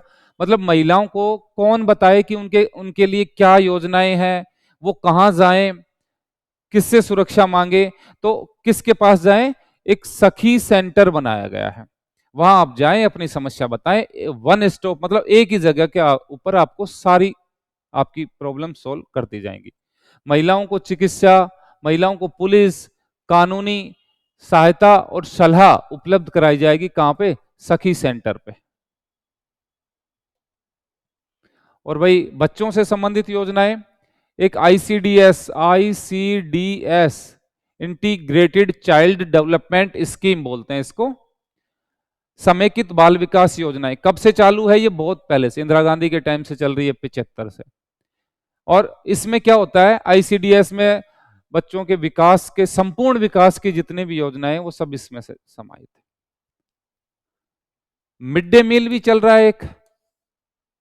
कक्षा 1 से 5 तक कितना दिया जाता है? 100 ग्राम गेहूं या चावल का आटा की रोटी, और 450 कैलोरी होनी चाहिए, और 12 ग्राम प्रोटीन होना चाहिए। कक्षा 6 से 8 तक 150 ग्राम गेहूं आटा और न्यूनतम 700 ग्राम कैलोरी और 20 ग्राम प्रोटीन मिलता। तिथि भोज उत्सव इसी में है, ये मिड डे मील में ही तिथि भोज। ये लोगों को जन्मदिन, शादी समारोह आदि है, जैसे गांव में किसी का जन्मदिन है, शादी है, फंक्शन है, तो आप सरकारी स्कूल के बच्चों को जिमा दो, इसको बोलते हैं तिथि भोज उत्सव। मतलब पब्लिक को स्कूली बच्चों के भोजन में पार्टिसिपेशन करना, आम जनता का अपने पर्सनल जो फंक्शन है उसमें स्कूली बच्चों को इनविटेशन देना, उनको जिमाना, यह तिथि भोज उत्सव सरकार चला रही है ऐसा। पन्नाधाय बाल गोपाल योजना, पन्नाधाय तो है ही बाल गोपाल। ये कक्षा 1 से 5 तक कितना दूध, ये दूध बांटने की योजना है। देखो मिड डे मील में तो खाना खिलाया जा रहा है, प्रोटीन दिया जा रहा है, कैलोरी दी जा रही है, और बाल गोपाल में दूध दिया जा रहा है। कितना? 5वीं तक 150 और 6 से 8 तक 200। इसमें चीनी भी दी जाती है, दूध बिना मीठा दूध नहीं मिलता, मीठा दूध मिलता है। और अमृत आहार योजना, ये सब दूध की है दोनों, ये भी और ये भी। फर्क क्या है? ये 8वीं तक बच्चों के लिए है और ये आंगनबाड़ी के बच्चों के लिए। 2024 में उदयपुर से लॉन्च है। आंगनबाड़ी केंद्रों पे 3 से 6 साल के बच्चों को 100 ml दूध मिलेगा। ठीक है, यहां 100 ml छोटे बच्चों के लिए 6 साल, और 6 साल बाद स्कूल में गया तो उसको 150 ml, और छठी क्लास में गया तो 200 ml। दो योजनाएं होगी, किसकी? पन्नादाय दूध की और मुख्यमंत्री अमृत आहार दूध की, एक स्कूली एक आंगनबाड़ी। और ये कितने दिन मिलेगा? सप्ताह में 3 दिन ही मिलेगा भाई। कब कब? मंगल बुध और शनि, मंगल गुरु और शनि। हाल ही में लेकिन इसको बता देता हूं, बजट 2025 में इसको 3 दिन से बढ़ाकर कितना कर दिया है? 5 दिन कर दिया है। तो अब आप ये कहें कि मुख्यमंत्री अमृत आहार योजना के तहत दूध कितने दिन मिलेगा? तो 5 दिन।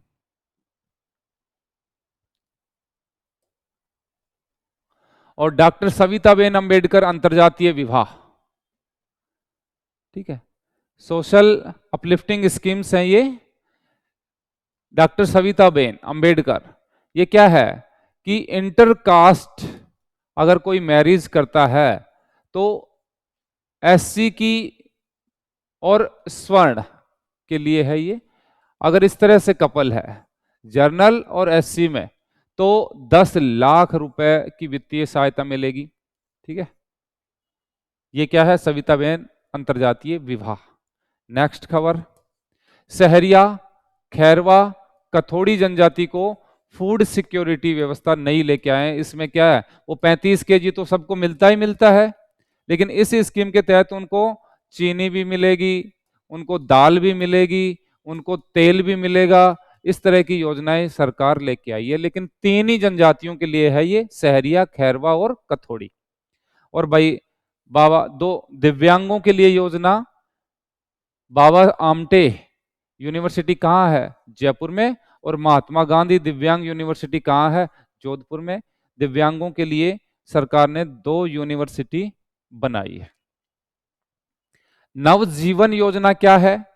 अवैध शराब निर्माण और भंडारण और बिक्री में जो लिप्त हैं, जो समुदाय, कुछ समुदाय स्पेशली उनका धंधा ही ये है कि वो ताड़ी बनाते हैं, शराब बेचते हैं, उनका बिजनेस है, उनकी अर्थव्यवस्था ही ये है, तो उनको उसमें से निकालें और उनका पुनर्वास करें और उनका सशक्तिकरण करें। ठीक है, इसके लिए सरकार ने योजना रिहेबिलिटेशन और एम्पावरमेंट योजना है, किसके लिए? जो शराब के कार्य में लिप्त है, नवजीवन स्कीम नाम है इसका। और भाई पालनहार स्कीम, पालनहार स्कीम उन बच्चों के लिए है जो अनाथ है, जिनके माँ बाप नहीं है, उनके लिए है जिनको एड्स से पीड़ित है कोई, उनके माँ बाप, कोरोना में जिनके माँ बाप की डेथ हो गई है उन लोगों के लिए है, और अगर कोई कोढ़ से पीड़ित है उनके बच्चों के लिए। इस तरह की पालनहार योजना है। इसमें क्या किया जाता है कि 0 से 6 साल का कोई बच्चा है तो उसको 1500 रुपए प्रति माह मिलेगा, उसके पालनकर्ता को, भाई कोई भी उसका गार्जियन है उसको मिलेगा। और अगर वो 6 से 18 का है तो उसको मिलेगा 2500 रुपए प्रति माह। ये है पालनहार स्कीम। और भाई इसी के साथ आपका ये इकोनॉमिक सर्वे, बजट आदि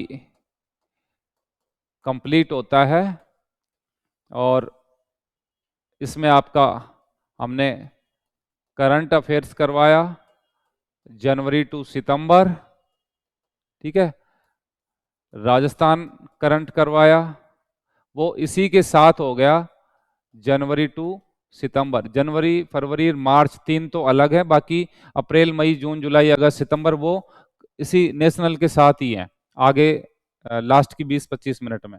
और इकोनॉमिक सर्वे और बजट और सरकार का कुछ करंट लेटेस्ट योजनाएं परियोजनाएं, इस तरह से ये 3-4 चीज़ें हमने आपको, ये जो 15-20 मिनट घंटे की जो वीडियो है, 7-8-10 जितनी भी हैं, 9 तो शायद करंट अफेयर्स की है, और एक राजस्थान की है 10, और 2 इकोनॉमिक सर्वे की हैं, 12 वीडियो हमने डाली हैं।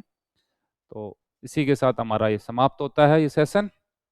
और अब हर महीने की करंट अफेयर्स आपको मिलती रहेगी हमारे पास में। जैसे पर डे 1.5 घंटे 1-1 घंटे की करंट अफेयर्स नहीं होती है, पूरे महीने की करंट अफेयर्स को हम 1.5 घंटा या मैक्सिमम 1.25 1.5 इसी में समेटते हैं हम, ठीक है।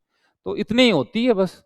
इसके लिए ऐसा थोड़ी है कि एक महीने की करंट अफेयर्स को हम रोज 1.5 घंटा सुनेंगे तो उसमें फालतू की बात होती है। न्यूज तो इतनी होती है कि पूरे मंथ की वीडियो 1.5 घंटे में समेट के और जल्दी जल्दी उसका रिवीजन कर लिया जाए, ठीक है। तो आपको मिलती रहेंगी ये वीडियो हर महीने की आगे से। तो तब तक के लिए धन्यवाद, और एग्जाम आपका बेहतरीन हो, आप सभी का सिलेक्शन हो। एएन के एग्जाम के लिए हमारी तरफ से, संस्थान की तरफ से, मेरी तरफ से आप सभी को हार्दिक शुभकामनाएं। धन्यवाद।